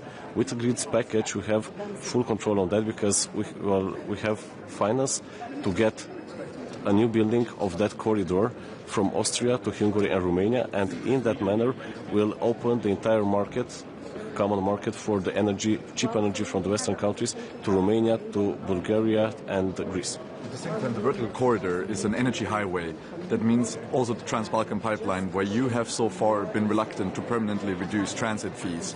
So are you going to, if you welcome one part of the push, are you also going to welcome the other part of the push? Yes, in this moment, we are the largest producer of gas from the entire European Union. We'll have the project Neptune Deep starting with 2027. Meanwhile, we'll bring around 8 BCM per year, but it's not enough. With that, we will cover a part of our necessity, and a part of that we could bring to other countries. But the necessity it's more than that. So with the vertical corridor, with LNG from US, definitely is a very important compensation to use that infrastructure of Romania, for example, and to bring enough gas to Ukraine. They need around 25 billion cubic meters per year. Moldova, they need around 2 billion cubic meters per year.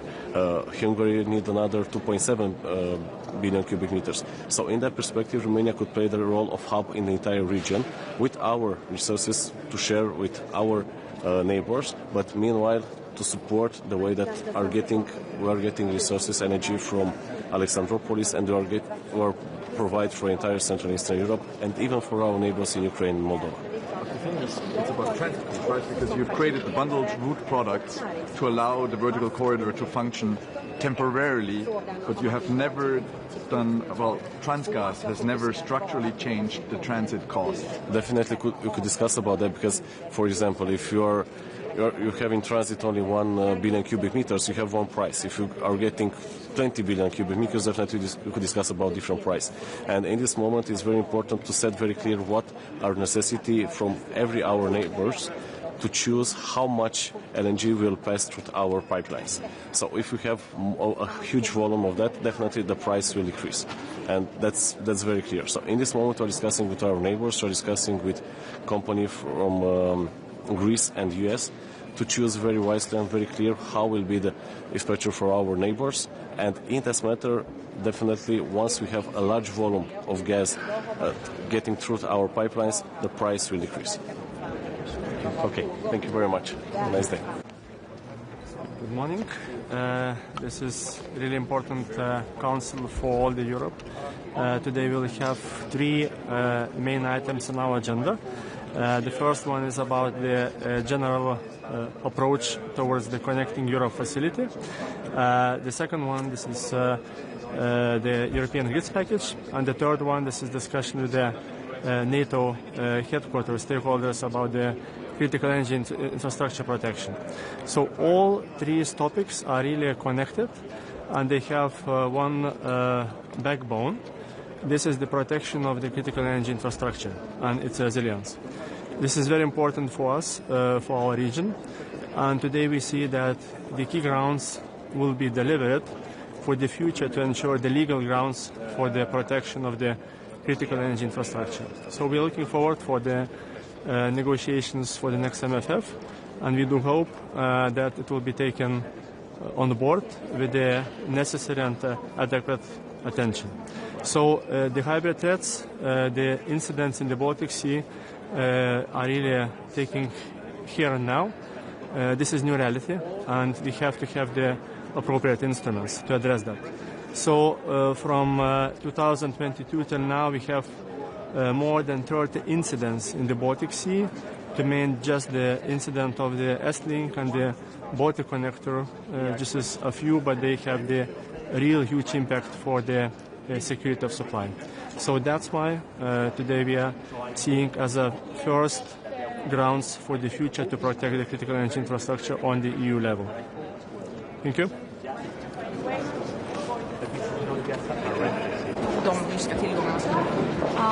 Taryba matė šiek tiek kitaip. Koks yra tas galutinis sutarimas, kai kalbame apie rusiškos energetikos atsisakymą?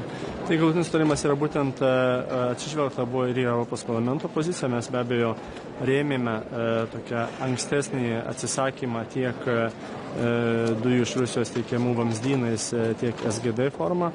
Ir svarbu, kad buvo surastas šitas kompromisas. Tai iš esmės yra kalbama apie vamzdyno dujas, apie SGD tiekimą, bet yra paankstinta ir 26 metų pabaiga ir būtent ta data, kuomet mes kalbame apie SGD tiekimo nutraukimą. Na, o tie kontraktai, kurie buvo sudaryti jau po šių metų birželio mėnesį, tai trumpalaikiai kontraktai, jie turės netekti galios jau iš esmės pakankamai greitai. Tai yra tokie pagrindiniai momentai, bet svarbu čia, kad buvo surastas sutarimas mums, aišku, žiūrint iš Lietuvos pozicijų, kadangi mes jau nebeimportuojame nei rusiškų dujų, nei naftos, nei elektros, tai svarbu, kad tuo keliu žengtų ir kitos ES šalys. Tai džiugu, kad tas paankstinimas buvo pasiektas. Naftos nėra. Naftos kol kas nėra, bet šitas klausimas taip pat sulaukė dėmesio ir buvo pasiektas toks kompromisas, kad Europos komisija parengs atskirą paketą dėl rusiškos naftos atsisakymų. Ir šiuo klausimu bus pradedama dirbti jau nuo 26 metų pradžios. Na ir tikimasi, kad tam bus jau kaip ir atskiras reglamentas, kuriame bus jau nustatytos visos sąlygos, kokiu būdu jos bus atsisakoma. Tai traktuočiau kaip tam tikrą kompromisą, bet šitas klausimas tikrai nedingo iš darbotvarkės ir džiugu, kad jis toliau bus diskutuojamas. Mes su jumis ir anksčiau, kai kalbėjome, prisiminėm, kad Vengrija yra viena iš tų pagrindinių besipriešinančių, Slovakija, turbūt galima rasti ir kitų šalių. Na, tai bus parlamento balsavimas, kur nereikia vienbalsiškumo visom, bet tuo pačiu, kiek ES mato, kad Vengrija įsitrauks į tą atsisakymą ir pritaikys savo infrastruktūrą jau nebe rusiškai energetikai, nes ir tada su jumis kalbėjom, kad jie sako, kad tai jiem neįmanoma. Na, reikia sutikti su tuo ir mes tikrai taryboje turėjome daug diskusijų, kad Vengrijos požiūris dažniausiai yra paremtas subjektyviom interpretacijom, bet ne objektyvių nepasirengimų diversifikuoti būtent importą. Tai akivaizdu, kad tiek iš pietinės krypties, tiek iš šiaurinės krypties yra pakankamai infrastruktūros ir klausimas yra turbūt esminis apie norą tą infrastruktūrą panaudoti. Tai manyčiau, kad tos esminės kovos tikėtinai yra baigtus ir tiesiog toliau bus įgyvendinimas. Tai jeigu bus kažkokių tai dar niuansų iš Vengrijos pusės, manau, kad Europos komisija tikrai turės tam tinkamus instrumentus, kad šis klausimas būtų išspręstas. Ačiū.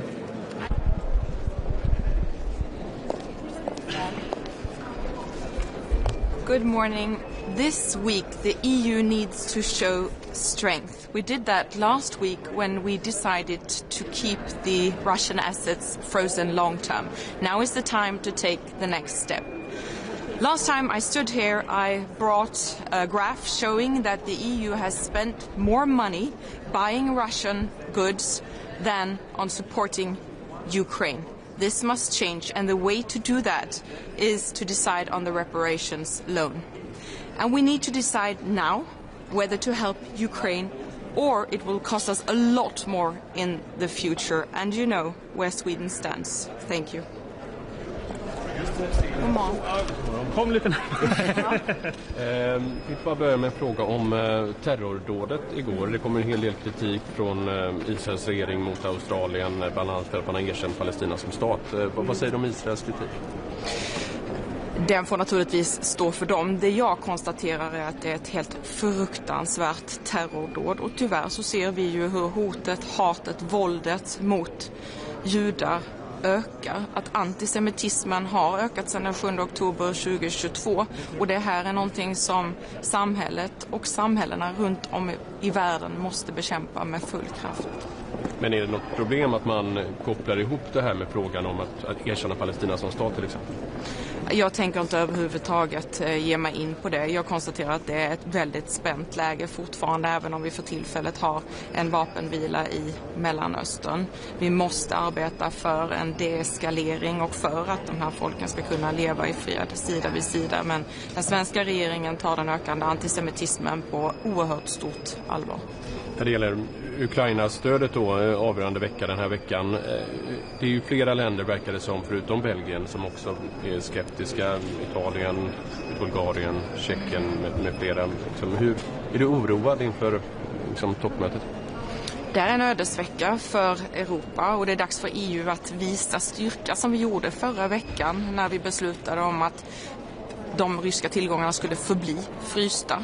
Nu måste vi besluta om att också anta det här reparationslånet. Det handlar om långsiktig finansiering av Ukraina och jag är irriterad över att det är så många länder som fortsätter att krångla och sätta sig på tvären. Det innebär ju i förlängningen, om vi inte lyckas med detta, att det kommer fortsätta vara en mycket skev finansiering av Ukraina. Det vill säga att ett fåtal länder kommer att behöva fortsätta bära den bördan. Det låter på dig då som att det inte är säkert att det blir ett beslut om den här typen av reparationslån till Ukraina den här veckan. Min uppfattning är att det måste bli det. Och det är viktigt att EU också visar den styrkan som ett sådant beslut skulle innebära. Men det är ju uppenbart att det är en lång väg kvar. Det kommer att krävas mycket förhandlingar och jag förväntar mig mycket hårt arbete, inte minst från kommissionen. Hur omfattande garantier är Sverige beredda att gå med på? Den modell som har diskuterats är ju en uppdelning utifrån BNP. Det är väl ett rimligt förslag och vi ställer oss bakom kommissionens förslag. Nu måste ju alla länder visa att de lever upp till de vackra ord som väldigt många företrädare uttalar. Det vill säga att Ukraina kämpar inte bara för sin frihet utan för hela Europa. Så, men då måste vi naturligtvis stötta dem i det också. Så hur stora summor pengar ska de här garantierna då hamna på om man gör den typen av uppdelning? Jag kan inte säga den exakta siffran för svensk del, men min uppfattning är ju, och också rättsliga instanser visar ju att det är inte så sannolikt att det här någonsin kommer att realiseras. Det vill säga vi måste hålla Ryssland ansvarigt och då ska de också betala för de skador som de har åsamkat Ukraina. Om det inte finns tillräckligt stöd för ett lån, vad gör ni då för den här typen av tillgångar? Vi är ju inte där än. Man har ju egentligen rensat bort alla andra alternativ från bordet. Det som är bra med det här förslaget är att det kräver kvalificerad majoritet. Skulle man välja ett annat förslag som då inte längre är aktuellt, det vill säga en gemensam upplåning, då skulle det krävas enhällighet. Och jag tror att alla förstår att vi inte kommer att nå dit. Därför måste vi välja den framkomliga vägen och vi måste klara av att fatta det beslutet den här veckan. Ser du det som att det egentligen bara är de alternativen som finns? Antingen så är det alltså mångmiljardlånet via ryska tillgångar eller så är det att varje land får stötta på egen hand. I realiteten så är det så det ser ut. Och ska vi kunna få en långsiktig finansiering av Ukraina, och det handlar ju även om tiden efter en eventuell vapenvila, ja, då är ju det enda rimliga, också rimliga mot skattebetalarna, att man i anspråk tar de ryska tillgångar som finns i Europa. Annars kommer vi fortsätta ha en ohållbar finansiering där ett fåtal länder tar det stora ansvaret. Vad gäller majoritetsbeslutet, är det bara Belgien som är det känsliga landet som inte vill köra över så att säga? Eller finns det också ett problem med att köra över länder som till exempel Italien med ett majoritetsbeslut? Jag vill att så många länder som möjligt ska vara med på detta och egentligen förväntar jag mig att det bara skulle handla om 1 eller 2 länder som skulle ställa sig vid sidan av om vi landar i ett rimligt och avvägt förslag i slutet av veckan. Nu är det upp till varje land att faktiskt också ta ansvar som sagt för de vackra ord som man levererar. Då måste man också kunna leverera i beslut på det. Hur ser du på de nya ländernas invändningar, de som har kommit in här på slutet, inte då Ungern och Belgien? Är det sent på dagen som de kommer fram med invändningar och är de legitima invändningarna? De är ju inte legitima om man verkligen menar det man säger, det vill säga att man vill stötta Ukraina. Då är det ju dags att leverera i faktiska beslut på de vackra orden. Och jag beklagar att det är fler som nu har uttryckt skepsis. Det kräver ju ännu hårdare arbete den här veckan, men jag förväntar mig att det arbetet görs och att vi också når resultat. De har ju inte liksom samma risk som Belgien, alltså Belgien ser ju stora ekonomiska risker eftersom den största delen av pengarna finns ju i Belgien. De andra länders invändningar, varför skulle de inte då vara legitima? Nej, jag vet egentligen inte vad de har för skäl för att inte vilja stötta Ukraina på det här sättet som är högst rimligt. Jag förväntar mig att vi får höra mer om det vid dagens möte, men jag förväntar mig också att de ändrar sig. En fråga om medlemskapsförhandlingar för Ukraina.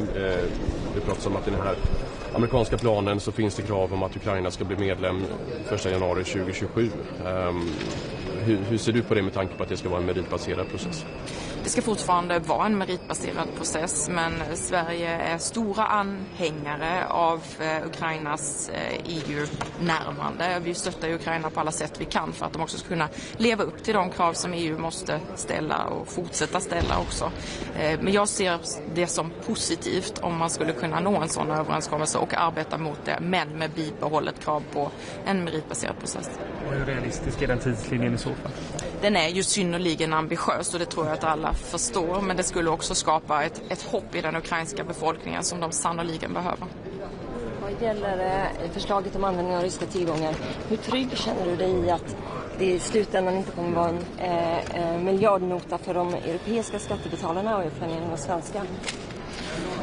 Jag känner mig trygg med att vi är många länder som ställer krav på att Ryssland ska betala för de skador som de har åsamkat Ukraina, och då skulle det innebära att sådana garantier som diskuteras inte skulle behöva realiseras. Om de skulle göra det så skulle de delas på fler länder än som idag i praktiken finansierar Ukraina. Det vill säga, jag tror att det skulle bli en mindre börda för svenska skattebetalare. Tack. Tack.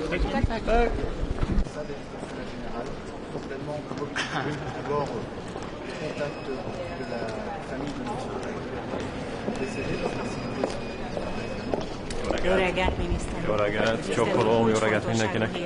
Állunk, ön hogy látja az esélyeket akár a tárgyalásokról, akár Ukrajna finanszírozásáról, és lenne még egy kérdésem, személyesebb egy kicsivel. Nagyon éles hangú szóváltása volt a közösségi felületeken a lengyel kollégájával. Itt most személyesen is találkozhatnak. Arra lát-e esélyt, hogy legalább ezeknek egy részét tisztázzák? Köszönöm szépen.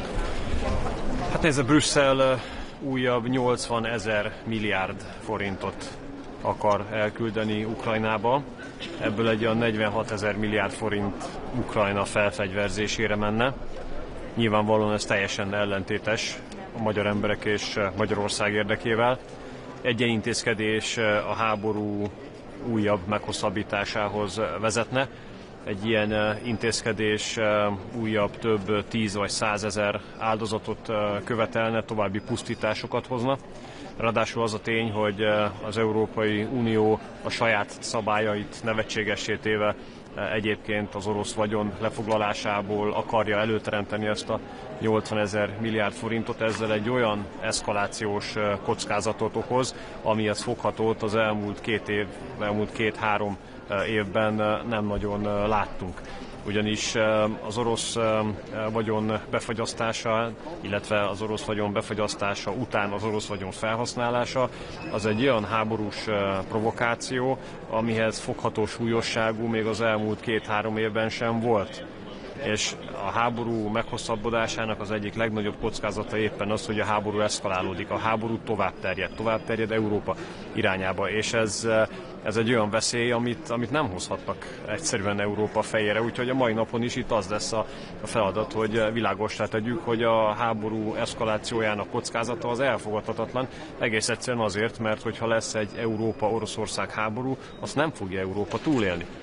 És ezért meg kell akadályozni egy ilyen háborúnak a kirobbanását. Ami Sikorszky kollégát illeti, hát nézze, ő háborúpárti, én békepárti vagyok. A lengyel kormány háborúpárti, a magyar kormány békepárti. Ebből fakad minden konfliktus, és mindaddig, amíg ők háborúpártiak, mi meg békepártiak vagyunk, addig nem nagyon látok megegyezésre lehetőséget. Minister, you previously announced a lawsuit against REPowerEU. How do you rate your chances that you will succeed in this lawsuit, and when will you file it? Well, actually, we have made a decision together with Slovakia that we are combining our efforts. The legal works have basically been completed. So once the decision is being announced officially, then we have the legal opportunity to file this lawsuit, and we're going to do it as soon as it is legally possible. We do believe that the European Union has broken its own regulations with this measure, given the fact that the Treaty of the European Union speaks very clearly about the fact that putting together a national energy mix is a national competence, which is now going to be, or would be, violated with REPower. Plus this measure goes totally against the own impact assessment. of the European Commission. Plus, this measure would put the energy security of Hungary at risk, and this is something that we cannot accept. Okay. Köszönjük szépen, jó munkát, viszontlátásra, csokolom.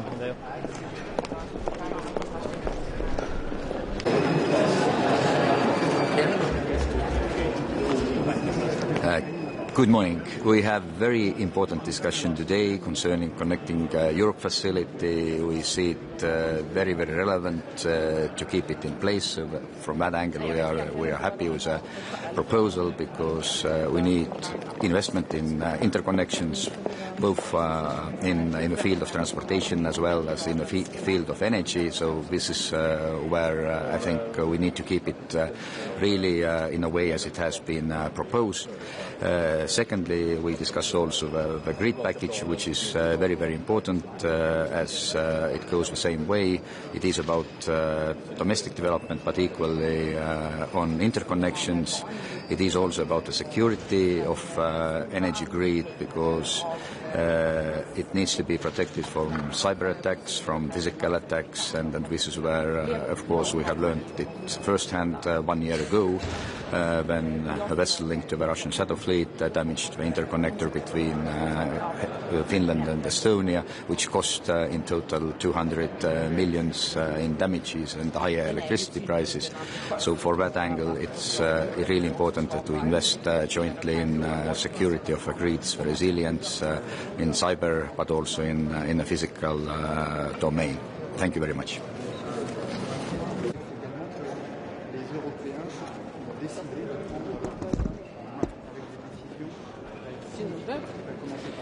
Dzień dobry.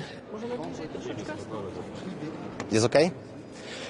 Szanowni Państwo, dzisiaj ostatnie spotkanie Rady Energetycznej przed świętami i ostatnie w tym roku. Agenda jest bardzo ciekawa. Będziemy rozmawiać przede wszystkim o Connecting Europe Facility. Tutaj Polska zawsze była mocno zaangażowana i czerpaliśmy z unijnych środków. Kolejne finansowanie, więc to dobre rozwiązania. Z drugiej strony, z perspektywy polskiej zwracamy też uwagę Komisji Europejskiej na to, że jesteśmy trochę w innej sytuacji niż lata temu. Nasza wschodnia granica jest dzisiaj granicą, gdzie obok toczy się wojna. W związku z tym rozmawiamy również o budowie infrastruktury międzysystemowej, która pozwoli między innymi na przykład na dostawy ropy na potrzeby dual use. Stąd chcemy przekonywać Komisję do tego, żeby rozmawiać o tym, żeby to finansować również ze środków unijnych. Kolejny element, który dzisiaj będzie dyskutowany, to grid package. Komisja przekazała swoje plany. Będziemy dzisiaj mieli dyskusję na ten temat. Wiemy, jak ważne jest zwiększanie połączeń międzysystemowych pomiędzy krajami Unii Europejskiej po to, żeby rozwijać europejski rynek energii. Natomiast zawsze wskazywaliśmy, że musimy znaleźć odpowiedni balans pomiędzy łączeniem rynków a tym, co krajowe i będziemy sprzeciwiać się centralizowaniu rozwiązań, centralizowaniu planowania sieci bez odpowiedniego uwzględnienia, jak te plany centralne będą uwzględniać rozwój sieci krajowej i finansowanie tych sieci krajowych przez tych, którzy płacą taryfy w kraju. Kolejny istotny element dzisiaj na agendzie to CBAM. Mamy polski punkt na agendzie, gdzie wskazujemy na istotny problem do rozwiązania. Import operatorski pomiędzy Polską a Ukrainą, który odbywa się codziennie, który ze względu na sytuację w Ukrainie jest bardzo niezbędny, nie może być obłożony dodatkowymi kosztami, więc oczekujemy tutaj od Komisji pochylenia się nad tym problemem i zaproponowania rozwiązania. I czwarty, również bardzo istotny element, o którym chciałbym wspomnieć, to jest prezentacja Komisji dotycząca podejścia do rozporządzenia metanowego. Chodzi przede wszystkim o kwestię importu gazu LNG do Europy, ale także kwestie krajowych producentów. Tutaj jesteśmy za bardzo pragmatycznym podejściem. Uważamy, że w pierwszej kolejności trzeba po to, żeby zabezpieczyć przewidywalność prawa, zobaczyć, co można zrobić w trakcie implementacji rozporządzenia, żeby dokonać jego wdrożenia w taki sposób, żeby te problemy, które się pojawiają, móc rozwiązać, a ewentualnie w drugiej kolejności myśleć o zmianach tego rozporządzenia w ramach pakietów simplifikacji. Jeśli chodzi o CBAM, który wchodzi od nowego roku, to my chcemy, żeby od nowego roku te wyłączenia dotyczyły Polski i Ukrainy? Chcemy, żeby jak najszybciej te wyłączenia weszły w życie, dlatego że oczekujemy rozwiązania, które pozwoli na to, żeby Ukraińcy nie musieli ponosić dodatkowych kosztów związanych z eksportem energii do Unii Europejskiej. Mógł Pan jakby trochę bardziej to wyjaśnić? Czyli jakby Ukraińcy produkują energię, eksportują ją do Polski, tak? Bo mają jej nadmiar. I z tego tytułu jakby my płacimy ten podatek, czy oni płacą, tak? To jest związane z tym, że wchodzi rozwiązanie, które jest rozwiązaniem o charakterze systemowym. Natomiast my tutaj rozmawiamy o wyłączeniu specyficznym. Rozmawiamy o wyłączeniu takim, które dotyczy eksportu energii, który ma charakter operatorski.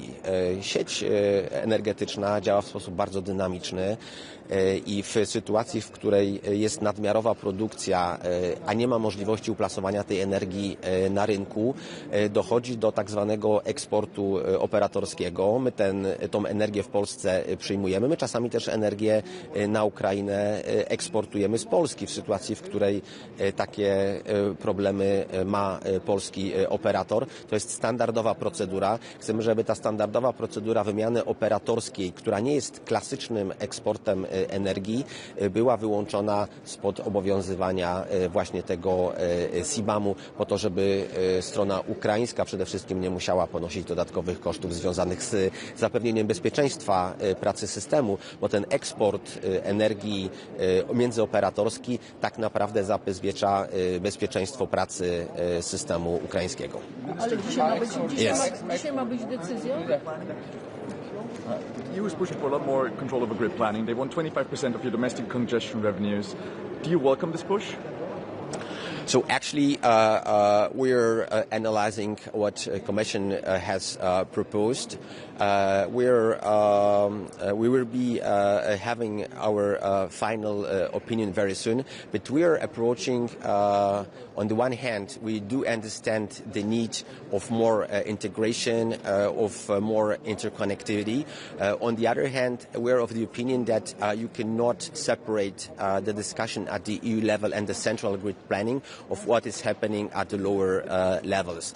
It's not only the interconnectivity that counts, but also when we have an interconnector in place that is operating, we also need to secure the flow of electricity down the lines. So expanding the grid at the lower level, it requires a lot of investment. So we need to have find the right balance between first who's going to finance it, and then second whether there is a need to develop it, because on the other hand, and in Poland as well, we are speaking about the distributed generation. So here comes the question whether we need so much interconnectivity.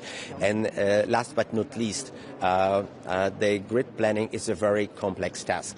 So we need to find a way to operate and discuss between the TSOs and between the central planner, because we fear that if we do not have this dialogue, then we will end up with a very bad outcomes. Harmony Link was declared an energy highway. What pressure are you getting from the Commission to say yes to it or finance it? It's similar what I have been replying to the first question. We're welcoming the approach on the energy highways. However, here again, we need to analyze the costs that are related with the development of the energy highways. And the very second important question, we need to understand what's behind this 8 highways. We want to ask the European Commission and have a discussion how the European Commission came up with the idea of this particular transmission corridors, what was the methodology in developing these corridors, and we're happy to discuss. Jeśli chodzi o SIPAN, to dzisiaj będzie decyzja? Znaczy oczekujemy, że będzie Komisja musi tutaj dać nam jakąś odpowiedź. Będziemy tutaj blisko z Komisją rozmawiać. No i oczekujemy, że w miarę szybko te rozwiązania będziemy znajdywać, no bo tak naprawdę CBAM zaczyna obowiązywać lada dzień. A eksport z kolei z Polski na Ukrainę, to on jest też objęty tym podatkiem? Czy Nie. W tym zakresie nie mamy żadnego problemu? Nie. Okay. Dziękujemy bardzo. Dzięki.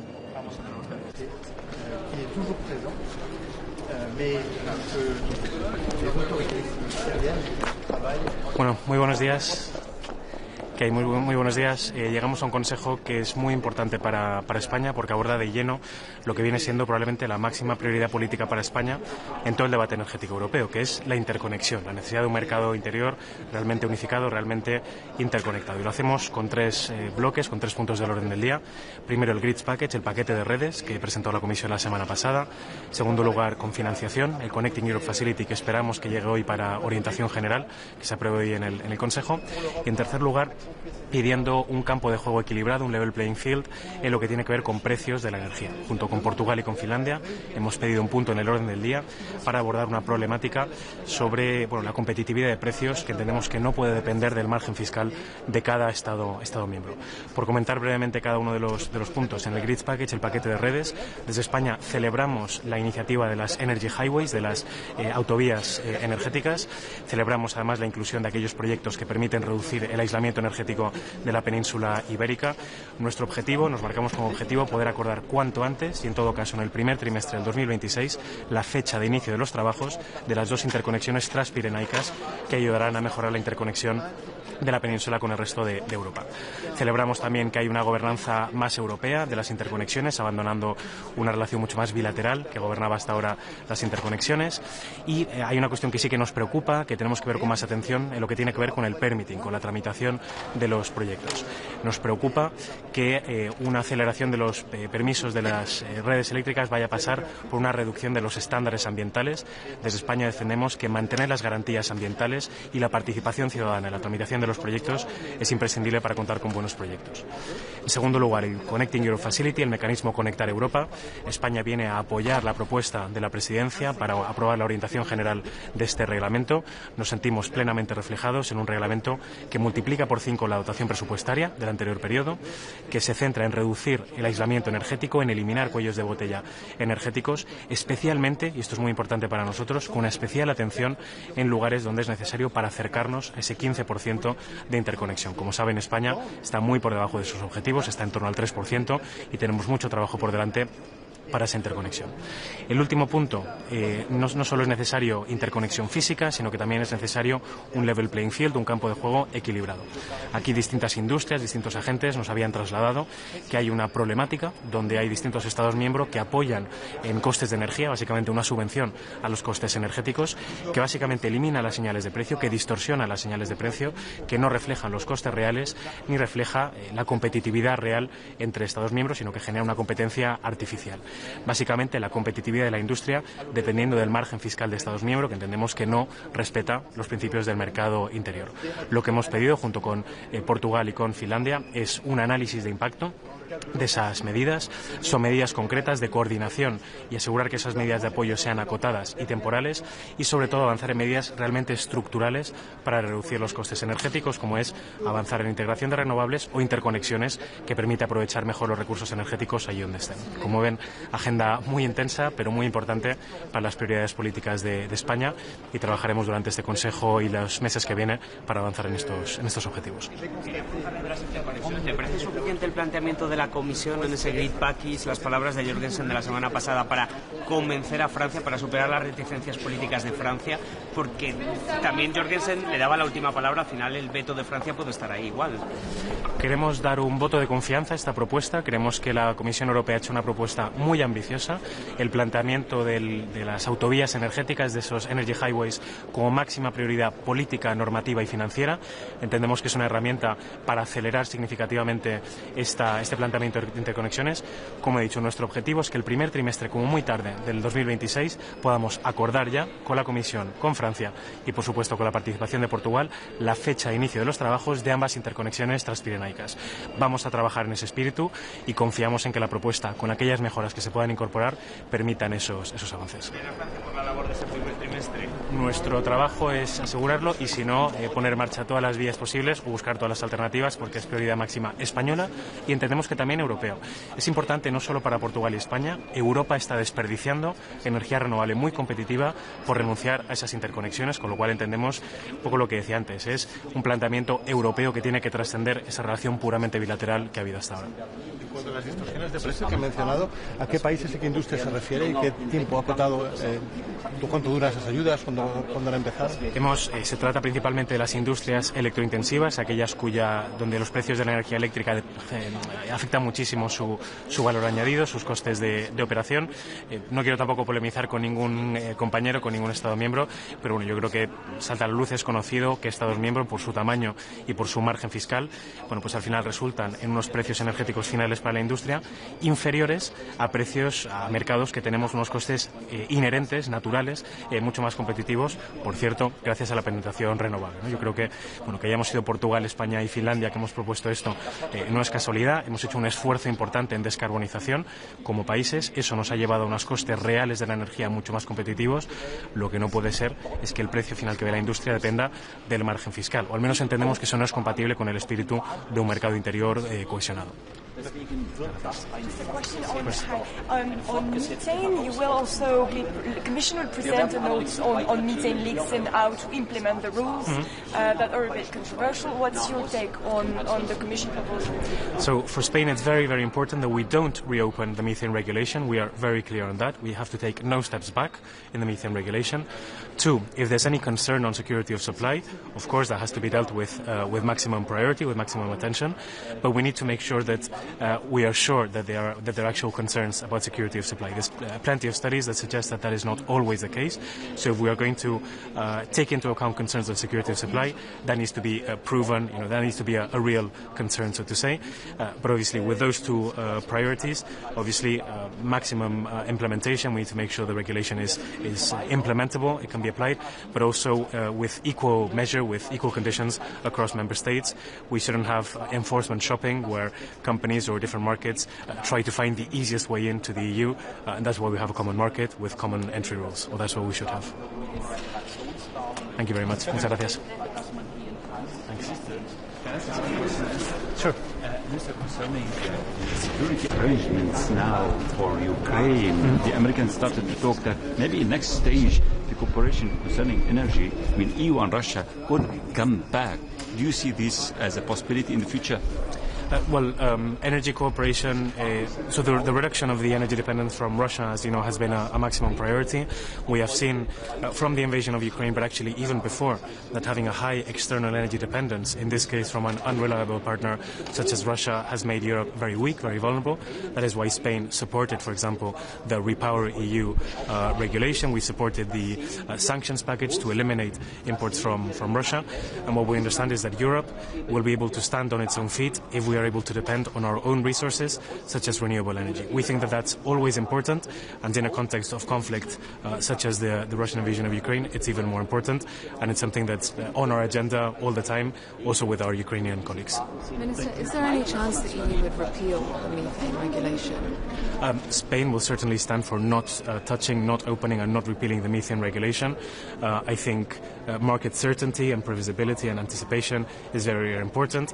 If we start changing regulations just a few months or a few years in every time, there's no way to create a proper long-term pipeline of predictability. So Spain stands for maintaining the methane regulation as it stands, logically taking into account concerns of security of supply, which need to be carefully proven. We can't just claim there's a problem of security of supply if we don't actually have serious concerns about it.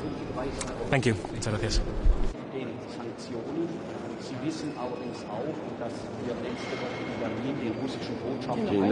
Dzień dobry Państwu. Dzisiejsze posiedzenie Rady do Spraw Zagranicznych Unii Europejskiej, głównie 3 tematy. Oczywiście sytuacja w Ukrainie, Ukraina, która walczy z agresją Rosji, perspektywy rozejmu lub pokoju. Po drugie, sytuacja na Bliskim Wschodzie, zwłaszcza w strefie Gazy oraz w Syrii. I po trzecie, dyskusja na temat stosunku Unii Europejskiej do Chin. To, co jest ciekawe i nie tylko ciekawe, ale ważne, połączą się z nami przedstawiciele do spraw rozmów pokojowych zarówno na Bliskim Wschodzie, jak i w Ukrainie prezydenta USA Donalda Trumpa, czyli panowie Witkow i Kushner, i będą rozmawiali z ministrami spraw zagranicznych Unii Europejskiej. To jest ważne, bo to pokazuje, że Amerykanie, którzy nie zawsze mają takie podejście, w tej sytuacji chcą rozmawiać z Europejczykami. Nie tylko, jak wiecie doskonale Państwo, dzisiaj osobiście w Berlinie, co też jest niezwykle ważne, tam będzie pan premier Donald Tusk, ale też z właśnie Radą do Spraw Zagranicznych Unii Europejskiej, z wszystkimi ministrami spraw zagranicznych. No dzisiaj ja akurat reprezentuję Polskę w randze wiceministra. To jest ważne, bo to pokazuje, że Europa jest w tych rozmowach i Europa jest nie tylko przez Ukrainę, ale też przez sojuszników amerykańskich traktowana poważnie i podmiotowo. Jeśli chodzi o wizytę kilku europejskich przywódców w Berlinie, w tym premiera, myśli pan, że to już taki stały punkt będzie, że to Europa przejmuje już teraz te rozmowy, czy to może być Myślmy realistycznie. Tym brokerem rozmów pokojowych są i pozostaną Stany Zjednoczone. Bez administracji Donalda Trumpa nic by się nie działo, to tylko Donald Trump i jego ekipa są w stanie pośredniczyć między Ukraińcami a Rosjanami. Rozmowy pokojowe w tej chwili dotyczą głównie trzech rzeczy. Po pierwsze terytorium. Czy i ile Ukraina będzie musiała ustąpić, na jakich prawnych zasadach. Tutaj wspieramy jednoznacznie Ukrainę, ponieważ to Ukraina ewentualnie musi być gotowa na trudne decyzje w sprawie terytorium. Naszym zdaniem oczywiście agresor nie może być nagradzany, czyli nie może żaden plan rozejmu czy pokoju mówić o tym, że na trwałe Ukraina oddaje swoje suwerenne terytorium Rosji. Po drugie, to jest rozmowa o finansowaniu dalszym Ukrainy i dzisiaj będziemy o tym rozmawiać oczywiście na Radzie Europejskiej. Pod koniec tego tygodnia będą ostateczne decyzje. Polska nadal uważa oczywiście, że to powinna być swego rodzaju pożyczka z użyciem rosyjskich zamrożonych aktywów, ale jak wiemy, tu są różne opinie i są kraje, które są temu przeciwne. Zobaczymy, czym to się zakończy. Ale finansowanie na najbliższe miesiące, a być może na najbliższy rok wysiłku wojennego Ukrainy absolutnie musi być znalezione. I jak doskonale wiemy, to finansowanie będzie po stronie Europy, a nie po stronie Stanów Zjednoczonych. I wreszcie trzeci punkt dotyczący pokoju w Ukrainie to są gwarancje bezpieczeństwa. I tutaj z tego, co słyszymy, pozycje Ukrainy z jednej strony, Stanów Zjednoczonych z drugiej i Europy z trzeciej są coraz sobie bliższe. Oczekujemy na dobre wiadomości, ale one będą przekazane, jeśli w ogóle już tak wcześnie jak w tym tygodniu, to dzisiaj w Berlinie. Jeśli można, pytanie krajowe o wizytę prezydenta Zełenskiego w Warszawie. Czego rząd spodziewa się po tej wizycie i czy dobrze, że do niej dochodzi? Oczywiście, że dobrze, że po prawie pół roku prezydentury Karola Nawrockiego dojdzie do jego bezpośrednich rozmów z prezydentem Ukrainy. Premier Donald Tusk jest w ciągłym, częstym kontakcie z prezydentem Zełenskim. Myślę, że tym razem również do takiego kontaktu dojdzie. My wspieramy Ukrainę nie tylko ze względów moralnych, czyli wspierania strony, która została napadnięta w sposób brutalny, krwawy przez agresywną Rosję, ale też ze względu na polski interes, albo nawet głównie ze względu na polski interes. Gdyby spełnił się sen Władimira Putina, czyli podbicie wojskowe albo chociaż strategiczne całej Ukrainy, Polska stoi wówczas na całej swojej praktycznie wschodniej granicy, oprócz kilkudziesięciu kilometrów granicy z Litwą, z perspektywą krajów, które są w ten czy inny sposób przez Rosję albo kontrolowane, albo są pod wpływem Rosji. To by był absolutny koszmar strategiczny. Panie ministrze, a jeżeli nie dojdzie do porozumienia na szczycie w grudniu w sprawie pożyczki reparacyjnej, to co dalej? Bo tak naprawdę o tych aktywach rozmawiamy już od wielu, wielu miesięcy, tak? I dlaczego miałoby teraz Pana zdaniem w grudniu musi zostać znalezione finansowanie dla Ukrainy na najbliższy rok. To jest rzecz, która musi po prostu zostać zrealizowana, bo bez tego będzie trudno sobie wyobrazić dalszą skuteczną walkę Ukrainy z Rosją. The reparations loan, we saw that statement circulated over the weekend signed by Bulgaria, Italy and Malta, pushing the EU to explore other options for financing Ukraine. Are you worried that the support is wavering for the reparations loan for Ukraine? No, we don't. We think that the reparation loan should be used. Poland is in favor of it. But what is absolutely necessary is the securing the financing for the Ukrainian war effort for the next at least half a year, maybe a year. What needs to be done between now and the European Council summit on Thursday to convince those EU member states to come on board, particularly Belgium? There are many options possible. Let's put the trust in our diplomatic effort, and I mean European ones. Dziękuję bardzo.